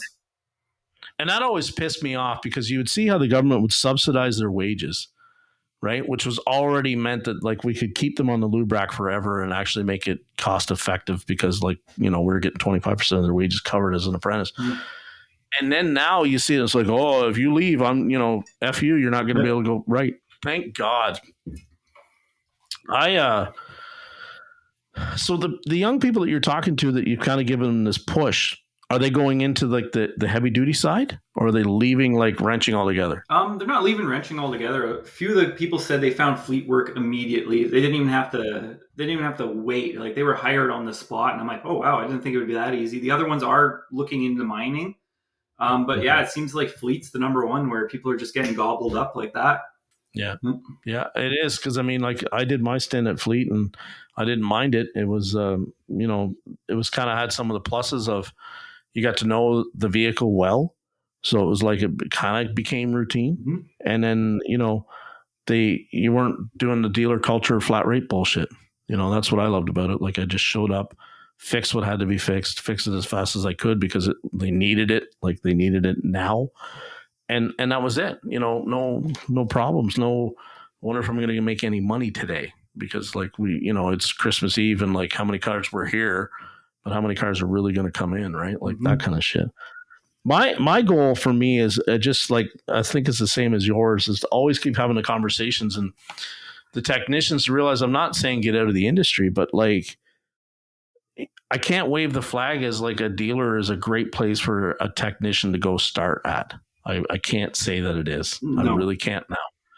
As bad as my independent side was to start in, most of them are not as bad as that one was. And it wasn't bad in the sense that I didn't learn stuff.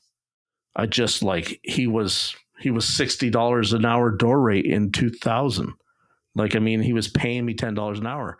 I'd come from 2 years working on trucks and stuff where I'd done alternators and starters and rewired trailers, and he's paying me $10 an hour. I was getting screwed, So the young people I try to tell you is I'm not going to tell you should go to the dealer, because I see the culture that it is for the young people. I watched so many wash out and got out of the industry. They didn't, unfortunately, when they hit the dealer and they were green, and they didn't make it the dealer, they didn't go, a lot of them, to the independent and succeed. They just went to a completely different line of work. And because I think the dealer is, as much as they claim they're trying to get ahead of the problem, they're not. To get ahead of the problem means they're going to have to completely revamp the culture of most dealerships. And they're not ready to do that because the dealer principals and the owners don't want to see what the bottom line is going to look like when they have to do that. And it's going to suck for them. It really is. Like, they'll fix the problem, but they're not going to have a yacht down in the harbor and 3 dealerships to their name. And, like, their kids aren't all going to drive like demo cars. It's going to really suck. They're going to have to pay technicians like $200,000 a year. They're going to have to start the young people at $70,000 a year and like supplement their tools, do all kinds of stuff that they've never had to do before, because these young people coming in won't do it. They will not do it for that. They will not come in and work flat rate on a whim. They won't. They don't trust it. It's the word's gotten out. It's gonna, yeah. Oh yeah. I don't know if Lance and I are the reason the word's gotten out, but I mean, the word is out there that it's like all the red flags, as Lance talked about, that we all knew about. Like, I'm sure when you were at the independent shop, Lance, and talked with other technicians and tool truck drivers and all that kind of stuff, they all probably told you, well, this is what happens at the dealer, and this is what you got to watch out for. Flat rate's the devil and all that jazz. I heard all that, and I went to the dealer anyway, and it was a good step for me, but I was already pretty, like, I kind of had an idea of what I was doing. Like, I could go in there and, get parts done, and I could diagnose. And these guys that don't maybe have the little bit of experience I had before I got, or some of the maybe aptitude, they're not learning. They're going into the dealer and they're getting every door latch recall and every shit recall. Mm-hmm. And then they're doing a lot of oil changes, a lot of tires, and then eventually they do a brake job. And then like, they're not getting mentored the way they should, is what I'm trying to say. And, I don't think the dealers know how to mentor the young people. I really don't think they do. No, there's a lot of points to hit on that. I seen a bunch of apprentices come up through the Honda, and yeah, they're technicians. They can fix the vehicle, but they know what the issues are. They don't really know the troubleshooting. They just know how to fix it, which is great. But if you were to take them from that dealership and put them in the independent garage, it'd be like a newborn calf all over again. Yes, they can fix things, but they don't know how it works. They just know the symptoms and the causes from repetitiveness. So they'd be struggling. Like you said, like when they leave the dealership, they go into another field, or they try the independent for a while, and either they'll get momentum again or they'll just fall out of the industry. Yeah. So and that's why your guys, I'm sure that you worked with, were reluctant to touch the off-brand stuff, right? Yeah, because now it's out of their comfort zone. They're already out of their comfort zone being an apprentice. Now you're just kind of like, woof, Yeah. Which, that's kind of why I always steered myself towards drive building electrical, because it's like, even if I don't know how that transmission in that Nissan works versus in a Honda, I can tell you how the oxygen sensor and all the fuel injection system works. I can fix that shit. You know what I mean? I might not be able to rebuild the tranny, but I don't want to rebuild the tranny, right? I just want to make the car start and run and on to the next one. And then I take that and apply it throughout the industry. This is my little niche. This is where I'm comfortable. And I think more of them need to approach it that way. Like, I need to learn what all this stuff has in common instead of what makes it different, and then get really good at fixing the common stuff, and you'll be okay. You will make it. Mm-hmm. But, if you get into a dealer where 2 years later, all you've done is some recalls, they're not mentoring you in the right way where you're going to be a successful technician for them. You'll get cars fixed for them. But I've been around dealers and seen them go change owners because they went out of business. Essentially, they go out of business. Dealers never really go out of business. They just change owners, right? And I was always scared. What happens, right? If all of a sudden, we're a Honda store, and all of a sudden, or a Nissan, this is a better one. We're a Nissan store. And all of a sudden, they pull the dealer rights and we can't sell Nissans anymore. What are we going to be? Oh, you'll be a used car lot is what you'll be. And you'll work on anything and everything. Mm-hmm. And I worked with a lot of cats that were awesome at fixing Nissans. But if you gave them a Chevy truck that the tranny was in limp, they were screwed. It was their own truck and they had no idea. And I'm like, oh, I know, it's wrong. It needs an ignition switch. And I'm like, huh? How can it need an ignition switch? And it's like, look at the wiring diagram. Oh, wow. Yeah. How'd you know that? Because it's it's an 8-year-old Chevy truck. I fixed it 8 years ago when it did that. That's how I know that. But the answer is there for you too in the service information. You just have to look for it. That's what scared me, is like if they ever completely lost the boat, what would happen to me? So I was always like, I'm going to focus on what I can do and make it apply to everything I work on. That's a little tidbit that I can offer the young people who are listening, some of Lance listeners. Find what you really like to do and make it so that you can apply it to everything that you work on.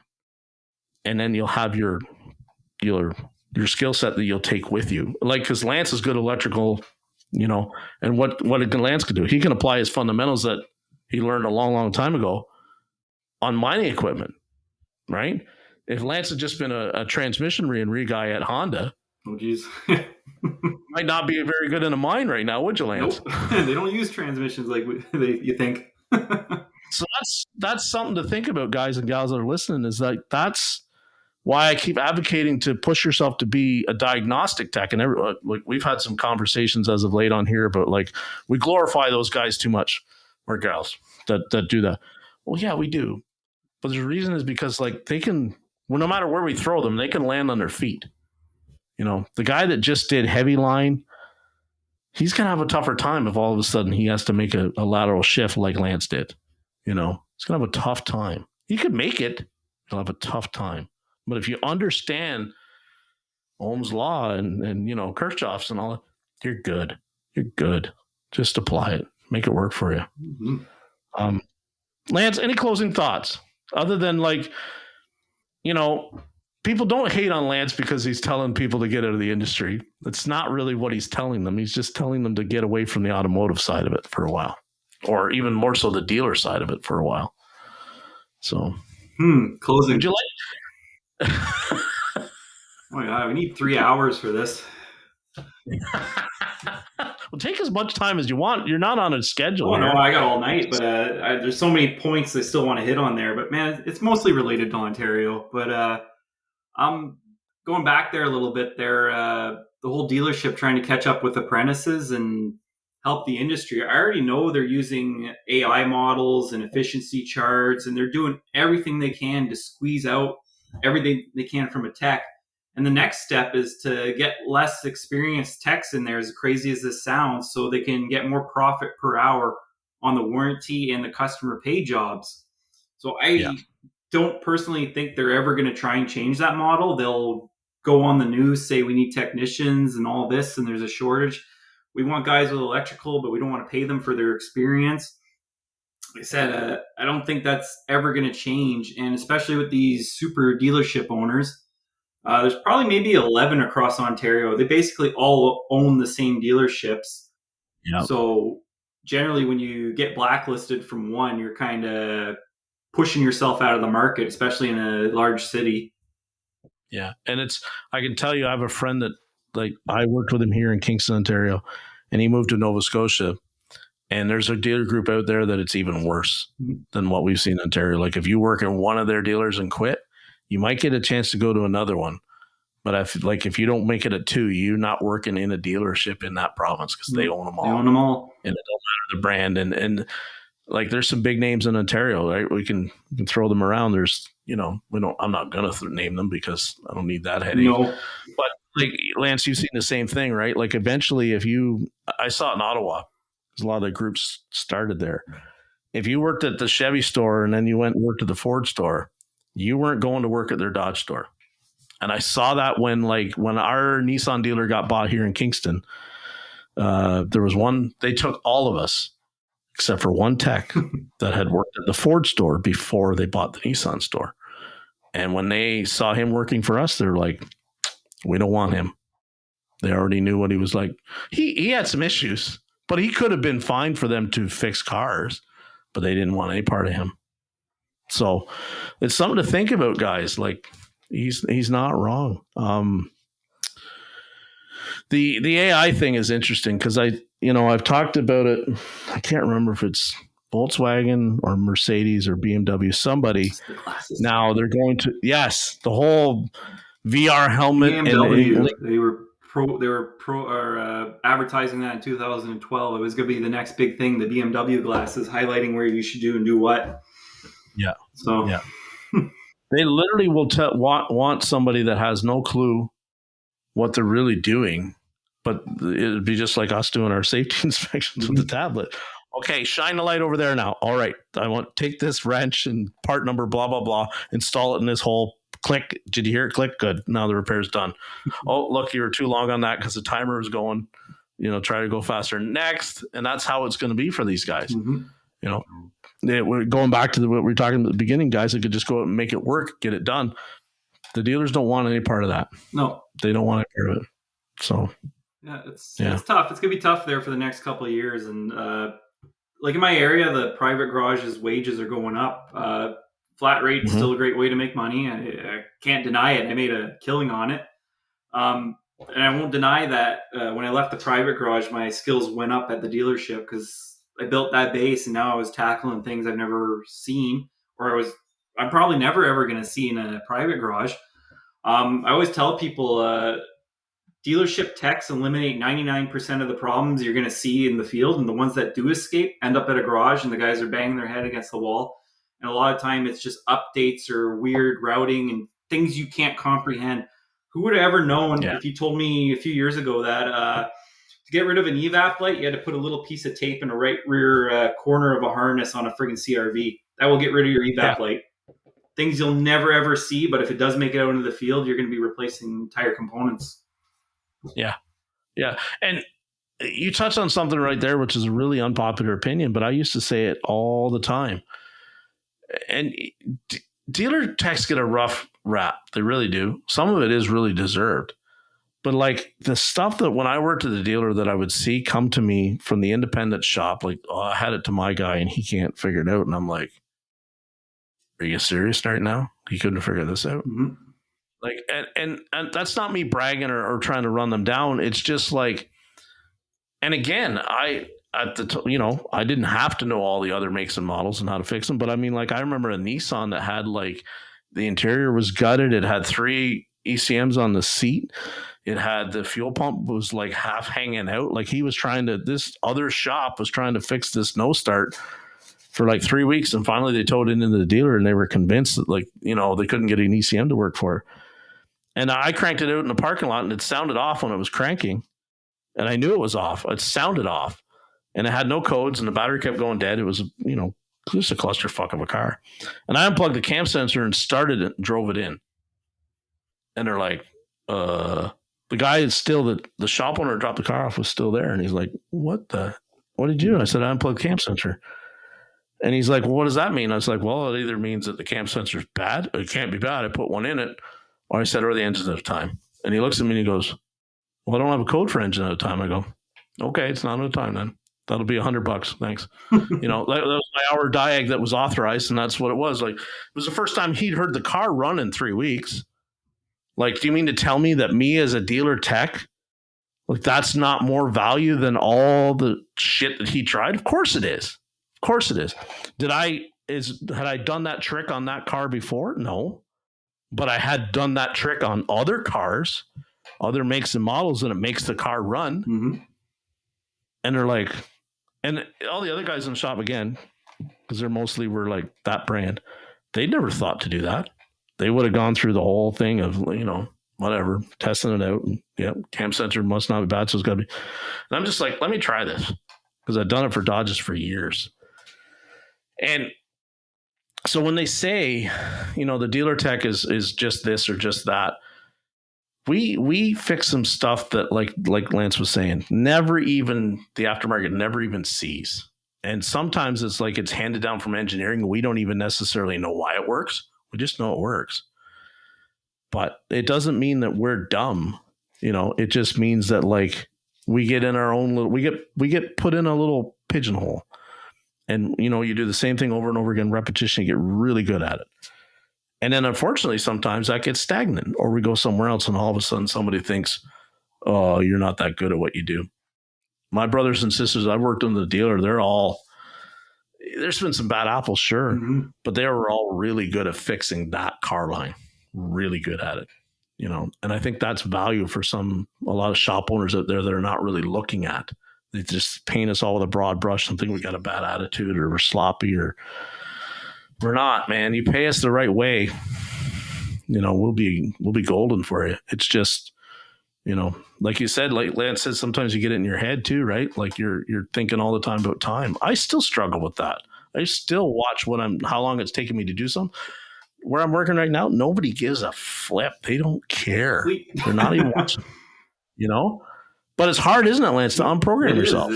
It starts following you in your everyday life, and you're like, oh, why is this deck taking so long? It's like 3,000 square feet. I can't get it done in 3 hours. What's going on? Do I suck at what I'm doing? Like, yeah, the guy that builds decks for a living, he'll have it done in 4 hours. Yeah. Why can't? Yeah, because again, Mm-hmm. he's an expert at that. What was I going to say? Is there opportunity for you to move up from where you are? Yeah. Yeah. 100%. Yeah. Yeah. Is that something that you see in the future? Like, do you get any kind of opportunity to mentor people where you're at? Oh, well, because I'm an OEM, there's other mechanics there under contract. I'm going to teach them what I know on the machines. And I love giving out information. I never held that back. Like, passing on what you know gives people a positive experience. Like, oh, he might know the answer. Yes, there's certain things you can give the answer to, but if you know they need to learn, let them struggle a little bit. But generally, in mining, I don't want to see the machine down on the ramp, so I'm going to give them the damn answer, Yeah. As far as your channel going forward, what do you have planned for it? Anything different? Or I don't know. I'm kind of going all over the place. I see what works and what doesn't work in channels there, and just kind of playing around. And I generally just want to teach. And the first half of it's been like, oh yeah, dealership life sucks, and it did. Now I want to teach people what I know and simple things, and it doesn't have to be 100% right, because you got the keyboard warriors, and go from there. There's little things I know, like, oh man, there's so much you forget as a technician. Like the other day I was trying to say, what the hell's an AGM battery? I'm like, oh, I'm putting all this information out of my head for all the new stuff I'm learning. And I'll teach. I'll just continue to teach. Yeah. And do you look at your analytics a lot for your channel? I try to avoid it. You go down that rabbit hole, and then you're looking at your phone all day. It's not fun. And yeah, and people don't know, I got to teach at the college for a little bit. I didn't say a lot, but I loved it. That was like one of the best experiences I had, like teaching. You don't realize you either have it or you don't. So yeah. I think it makes you a better technician when you start to teach what you know to others. Yeah, because it reinforces the fundamentals, right? Yeah, and it's funny. I went through the college. Is why they hired me to do it. But the teacher basically said, he's like, I didn't understand what I was saying until I started teaching it, and I was like, oh, we can regurgitate info, read system descriptions and how it works, but do you really know how it works? Mm-hmm. Yeah. Now. And it's the same thing. Like I've wanted to teach at some point. I think it'd be really cool. I joked like I would love to go back to the high school. Do it. And sit down now and say, like, as a 50-year-old mechanic, that started when I was 21, and this is where I'm now. Like, and 3 years ago, I would have never done it, because I would have never said. I would have told everyone, don't you effing dare think about this as a career. Don't. It sucks. It's poison.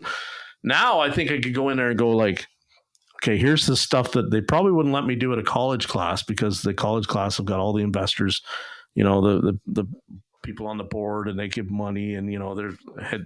This guy in Ottawa was like that, and you can't say that it's terrible, because but I could go to the high school and go, okay, look, if you want to be a mechanic, this is the route you go. Because if you go here, all these dealers in our local area that you've heard about, and maybe your mommy and daddy take their cars there, you don't want to work there, because this is why. But if you do want to be a mechanic, this is how you go about doing it and surviving it. I would love to have that conversation, not go in and necessarily say, this is how to volt drop a circuit. This is how to find a bad ground. This is how to, this is how, VVT works. I don't want to teach any of that. I want to teach them how to survive the industry. That's this whole platform for me is teaching people, telling stories, your story, my story, and then giving them perspective. Be like, hey, Lance was a sharp guy, top of where he was, and wasn't happy, and he went and found something that made him happy. And that's what we all have to learn to do. Is like, we have a wonderful skill set. We have an ability that like 1 in 20 probably can do. And that's probably being generous. It's probably not even 1 in 20. Mm. So if you have that and you think that you can't apply it elsewhere in the world and make an amazing living at it, you're crazy. But you have to. It's like the guy that I talked to a couple weeks ago. He's up in like near London, and the pay sucks and it's terrible. He's in a shit shop. I'm like, I hate to tell you, you might have to move to Windsor to start making good money, because nobody is going to pay you what you're truly worth where you are, and certainly not in the shop that you're at, because he is such an old school shop owner. No disrespect to the man. He's not seeing the growth. He is right now, he's in it, living in this quagmire of he's done it this way forever. He's made a meager living out of it, but there's no growth there. There's no succession, and everybody around him. It's the same as I talked to Frank, and Frank's like, yeah, most of the shops around me are $100 an hour. Like, I'm like, my God, I live in a cesspool of underpay for the amount of people in Capita that are in Kingston. And it's still not as bad as that. So I tell people all the time, you may have to move, and it's going to suck. Mm-hmm. But if you want to make decent money, you had to move, Lance, right? Yeah. Well, that was the turbine things there, but I was going for it. So yeah, don't be scared to move, guys and gals. Anything else, Lance? Oh, geez, hours and hours of stuff there. Every topic, I can think of 10 situations, or the school thing. So it's funny you mentioned the school teacher thing. That's probably what gave me the kickstart in the drive. My teacher was, his name was George, and he said, go in the shop, do what you want. I will teach you whatever you want to do. You want to know. I'm not going to sit here and teach you, like you said, circuit dropping stuff. You got to get good with your hands, and you're going to want to do stuff.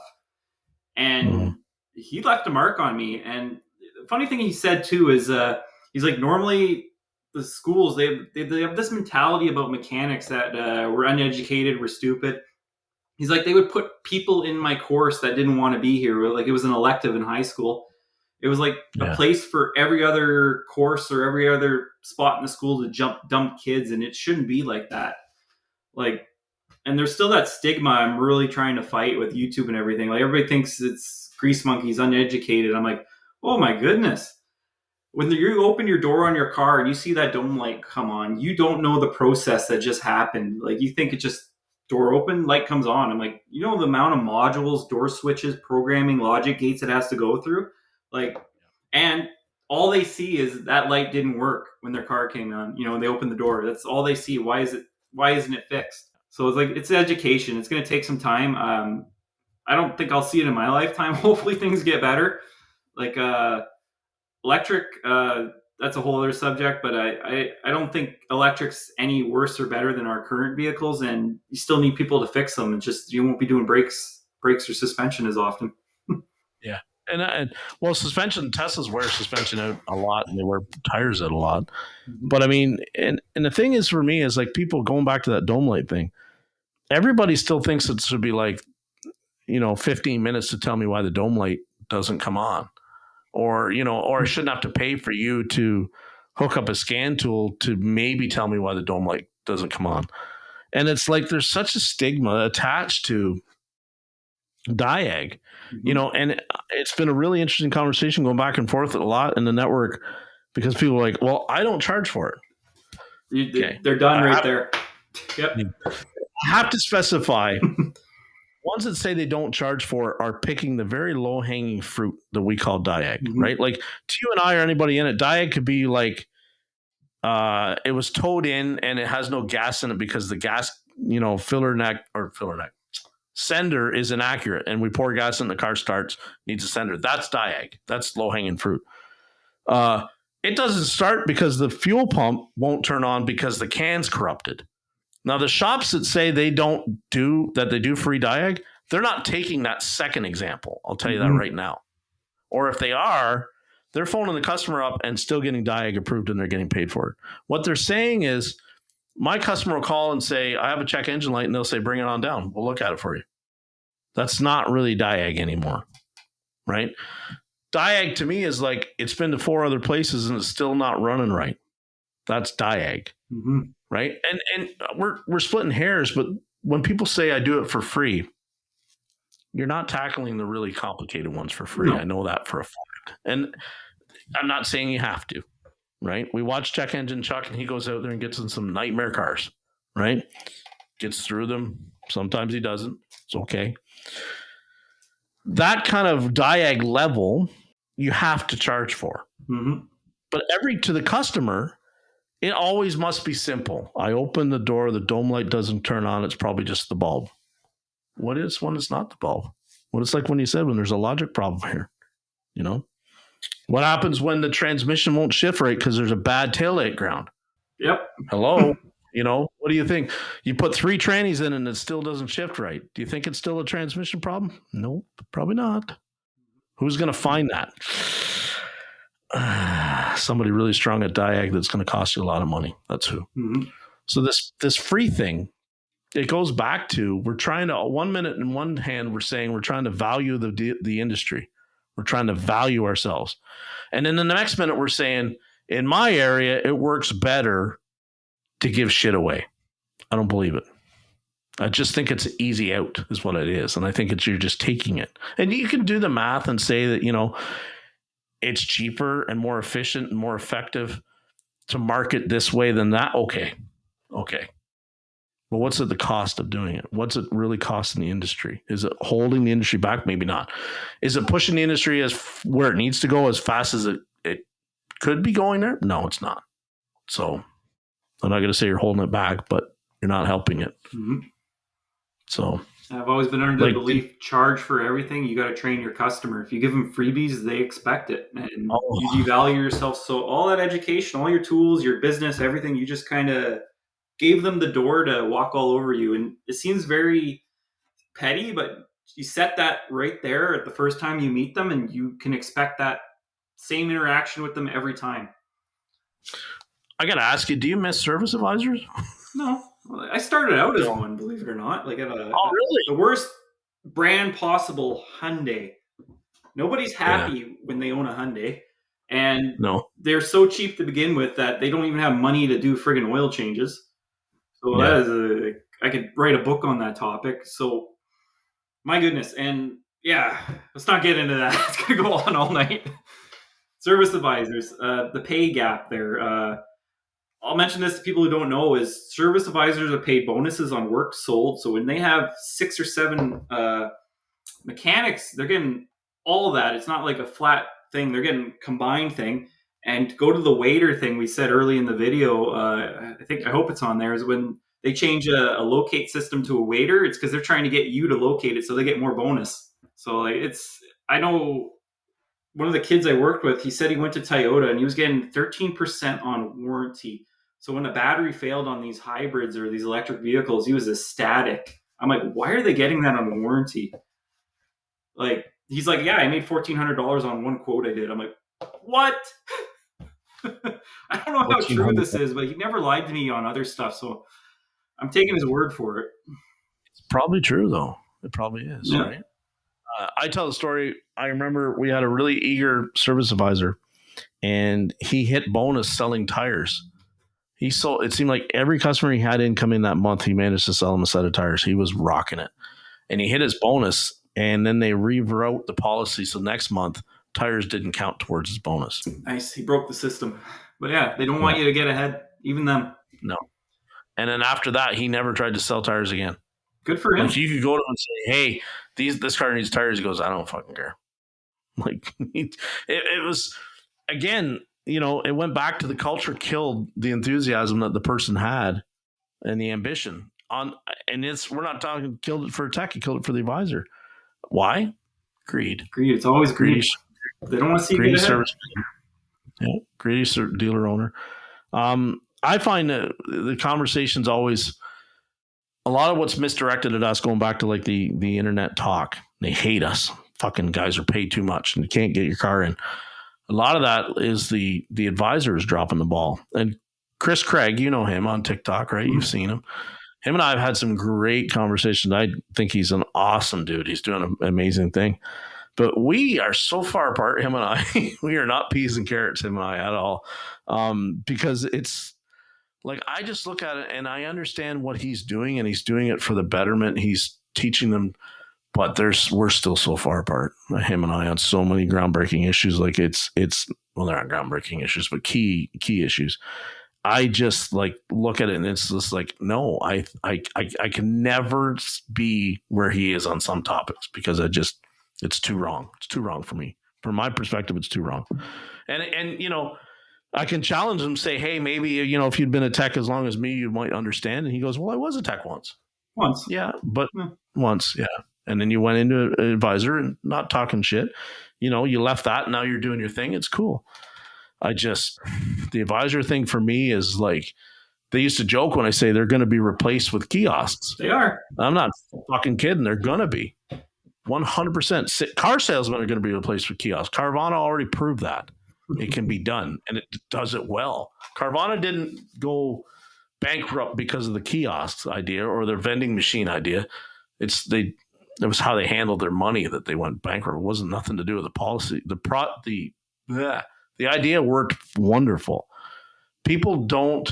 If you have all these people right now that don't want to talk to people and they want a DVI result and then they want to click yes and do it, do you really think you need the advisor in this role anymore? No, you don't. Nope. The technician built the DVI. The technician can hit send. The technician can read the thing coming back. What do we really need the advisor for?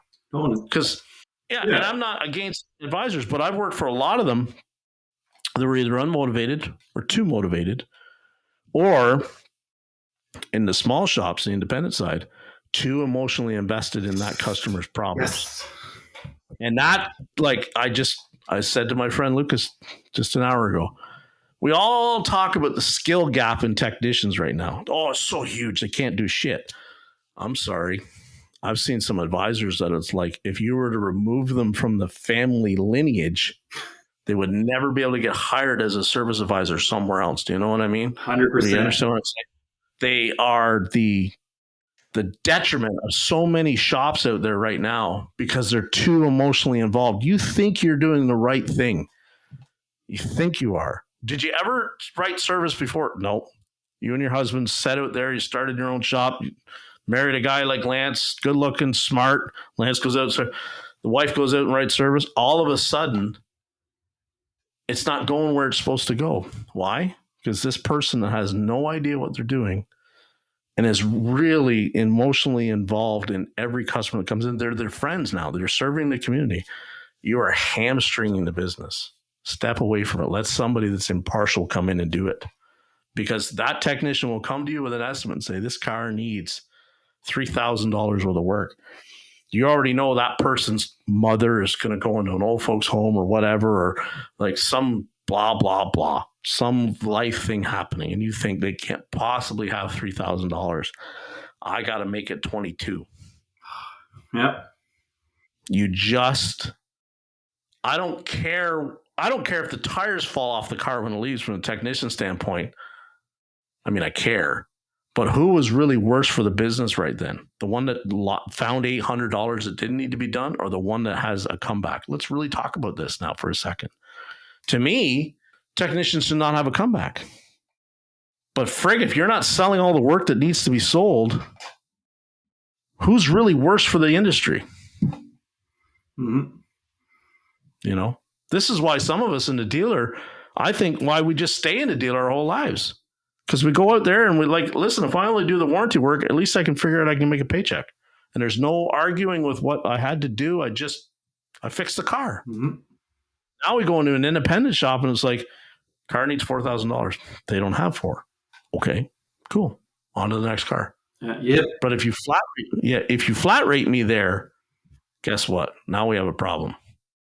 Because if you keep failing to convert, whatever you want to call it, those customers into sold hours, you're now taking money out of my pocket.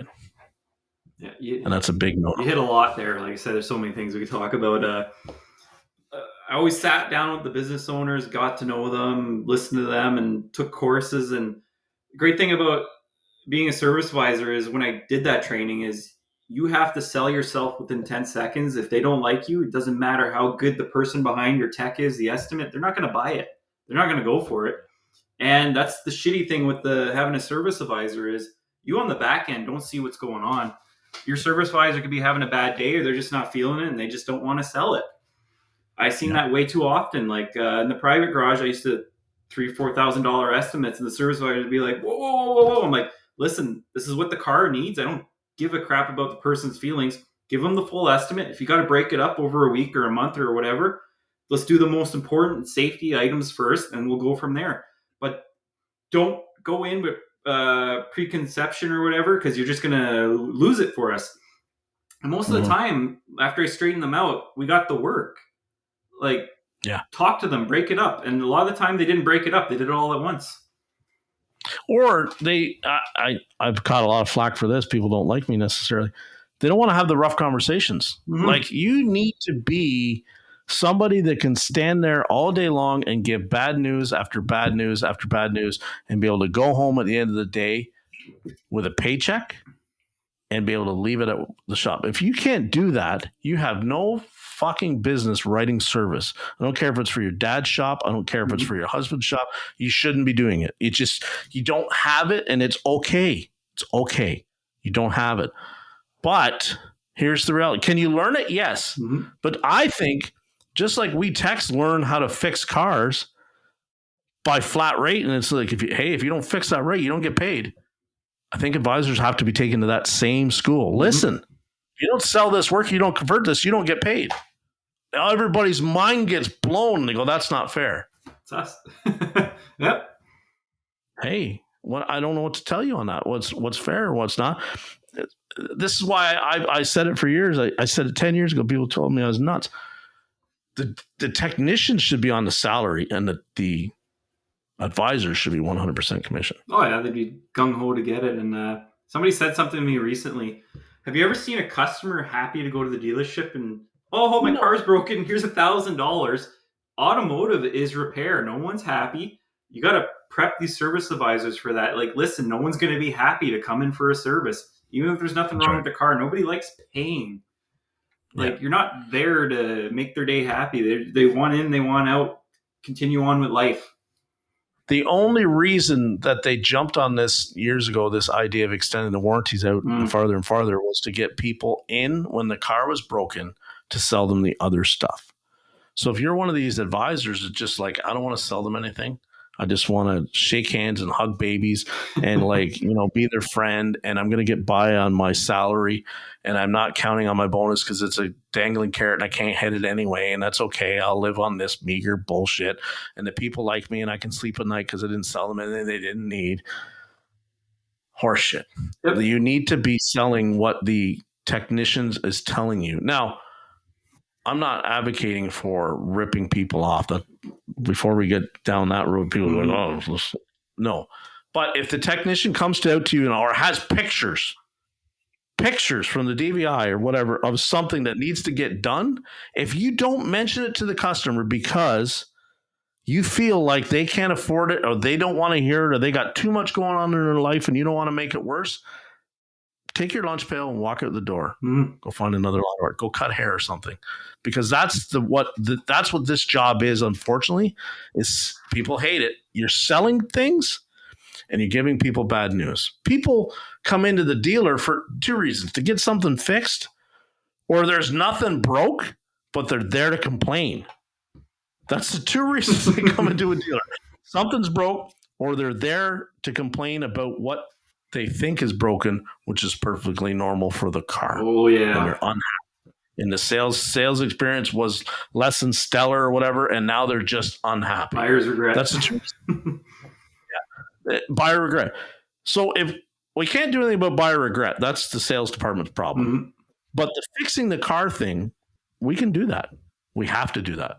So if you're dropping the ball and not converting, it's the same as, you're going to get me on a rant here. Sorry. This 300% rule and DVI thing, it used to drive me fucking nuts.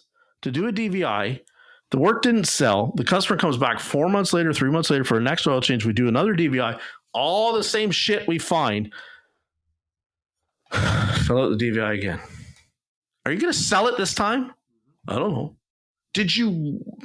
When the customer phoned and made the appointment, did you pull up the last work order and tell the customer, hey, when you're in last time, we found X, Y, and Z? Did you get that done yet? No. Are you interested in getting that done? No. Okay, guess what? If it's no and no, you don't have to do a DVI again. It's crazy, isn't it? Oh my God. You can't say that. I most certainly can. That person just wants a fucking oil change. Yep. And they want to live in that dreamland that their peace of mind is perfectly good. Yes. Write it down. Tie rod about to kill somebody. Yep. Cover your ass. Tie rod's about to kill somebody. Cover your ass. But don't go through the nonsense of making the technician like wait and fill out all that shit again So, for the customer that's not appreciating it. You're not selling value at that point. You're letting the customer drive the ship, and they're not to be driving the ship. We drive the ship. It's our ship, not theirs. So there's an interesting thing there I mentioned for the viewers is in Ontario, if you as a mechanic deem a vehicle unsafe, you can't hold it hostage. You got to let that vehicle go. But what you can do is call the cops. But the problem with that is any garage or mechanic who does that, you are committing suicide for your business. Yes. So 100%. if you do it, this person, they're going to know it was you. You were just in there, and they are going to run you through on social media, word of mouth, even though you may have just saved a life, but in their mind, you didn't. So and here's the worst part of that scenario, because we all know what those cars are like, mm-hmm. right? We're all going to get under that car and we're going to be like, holy shit, the subframe's rotten. The brake lines look like they're about to blow. The control arm bushings are separated. And the cops are going to go over there, see that thing. They're going to take it to another garage. And that other garage is going to look at it and go, those brake lines aren't that bad. Those ball joints aren't that bad. And that's why we don't have, I wish... I said that. I wish we had the power to be able to pull plates off cars. And then have somebody investigate it, third party, unbiased. Yep. Say, sorry, you can't drive out of here. Somebody from MTO will show up tomorrow. We'll look at your car. We'll deem it. And whatever, MTO will be the final verdict. If MTO steps on my ruling and says that you can drive it, cool. I did my due diligence. Whatever. I got an MTO story here. Local garage did a safety on a 2002 Honda Civic, and floors rot out all the time. Person came in, like the lady thought she had a good car. They safetied it. Maybe they did her a favor. Maybe she was lying. We get it here. We call the MTO. They show up. Yeah, there's a hole in the floor.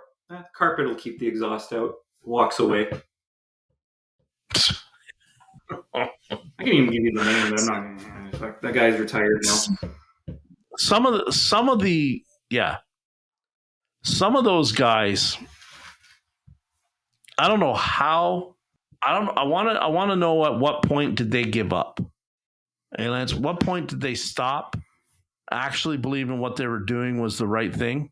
And how did they get there? That'd be an interesting story. Mm-hmm.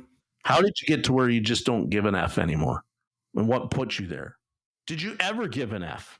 Because like if you tell me, well, the carpet will keep the exhaust out, I would think that would be the last thing you'd ever have to say in that career. And then you should probably be removed because you're like, what else are you letting go by? Mm-hmm.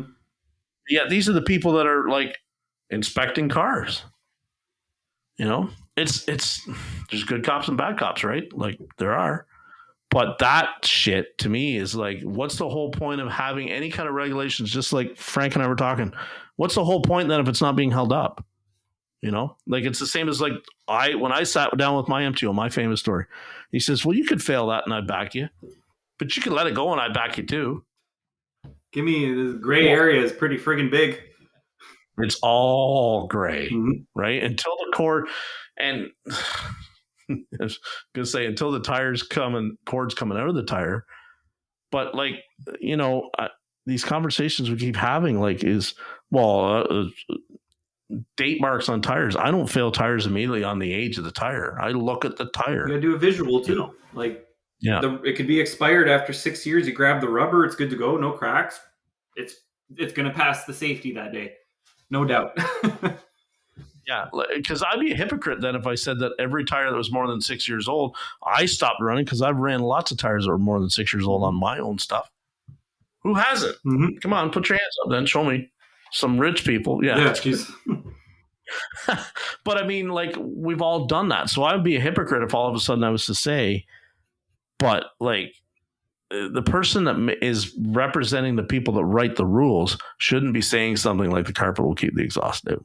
No, but if you remember that guy who did the big thing in 2016, I gotta get my dates up there. The head of the MTO was just going around saying, "I'm retiring. I don't care." That was his big spiel.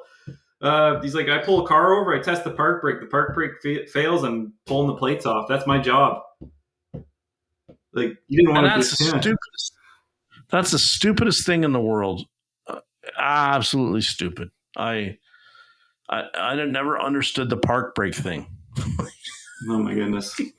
What about the people out west, Saskatchewan, where there's hardly any incline at all? Yeah, no, you can see for 300 kilometers straight. The biggest friggin' hill out there is the one they made. That's right. It's a snow pile, right? Like, why is the car? I need my parking brake now. That kind of shit was like the parking brake was the last thing to me that they should be looking at. No. But I think it was the one thing that they were trained that was a go or a no go, or they knew they would catch most of the cars. Because who uses it? I use mine, but I use it because I want to keep it moving so that I don't have to fuck with it later on. That's the only reason I move it. It's not like I hook my boat up and all of a sudden I start using my parking brake, right? Like, and the thing is, what people don't like to admit, if you have a set of wheel chocks in your car, you're perfectly legal. Perfectly legal. If you put the wheel chock in, you're good.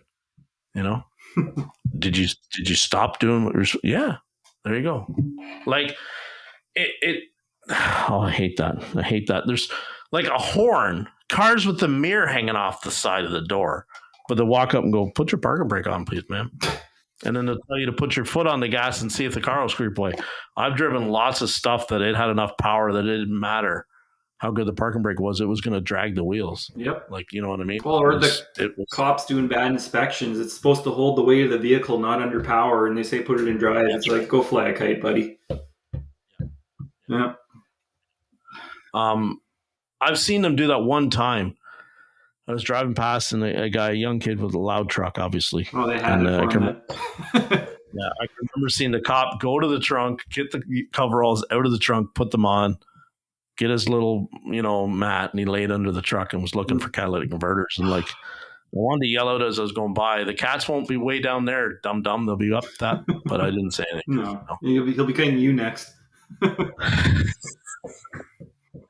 Well, Lance, I want to let you go because I've got 2 hours of your time taken, and we could talk all night, but we'll have to come back for part 2. Oh, heck yeah. So, yeah. I said there's so much stuff we didn't touch on. It's like, you could branch off. And you're a notes kind of guy. I'm kind of like a fly by the thing. So make a bunch of notes up, and I'll let you run the controls next time. Maybe I'll just be staring like a deer in the headlights. Oh, what's going on?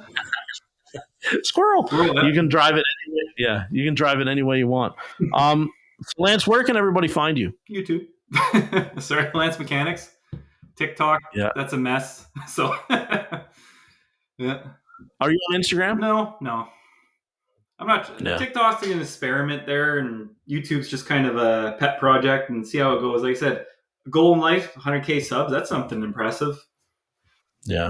That's the goal. That's my goal too. I'd like to get there as well. So I'd like to be, I think I'm a few years away from that still because you know how it goes, right? Yeah. If you bump the algorithm by putting out like repair videos, you get there really quick. If you don't put out repair videos, it takes a long time to get. It takes some time. And the videos I see that are gaining traction is not the content I want to go down. And like I did that little talk about the 6.2 liters. I don't ever want to do a video like that again. There's channels for that. I've seen one guy, he completely flipped his approach and now he's just doing TSBs. Well, he had 2 hits and now everything's really boring. You alienated your base. You don't want to do that. Yeah. Like engage with your viewers, get them to talk, have fun. Yeah. Well, so that, people, is where you can find Lance. TikTok, I know people don't like TikTok. That's okay. You find him on YouTube. I watch him almost every day now. He's really pumping the content out. So if you haven't seen Lance's videos yet, be sure to go by and watch them. They're going to be a little familiar because he's kind of sounds a lot like me some days. He's Canadian accent. He says we talk similar. And he's got kind of the same attitude sometimes as me. But he's a super good guy, and he's got some really cool stuff to share and talk about. So, Lance, I want to thank you for being on here on a Friday night with us. Friday? This is pretty cool. I'm on underground time, man. I don't even know what time of day it is or what day of the week. It's Friday. It's the weekend. Oh my God! Sorry for taking your Friday then. Dude, you don't ever apologize for that. It was I'm just like I said, I want to fit people in whenever I can. So whatever works, I'll make it happen. Awesome. So and everybody, you know where to find me. I'm all over the place. You'll see Lance and I talking back and forth on TikTok, and you'll see us talking back and forth on YouTube. And if you want to join in on conversation, join in. And if you didn't like something Lance said, I'm sure you're going to let him know. And if you didn't like something I said, please let me know. I love it when you don't like something I say. Just it keeps pushing the conversation. That's how we have change. So Lance, thank you, buddy. We'll talk to you soon. All right, Jeff. Thank Everybody, love you. Talk to you soon. Send me all the hate you can.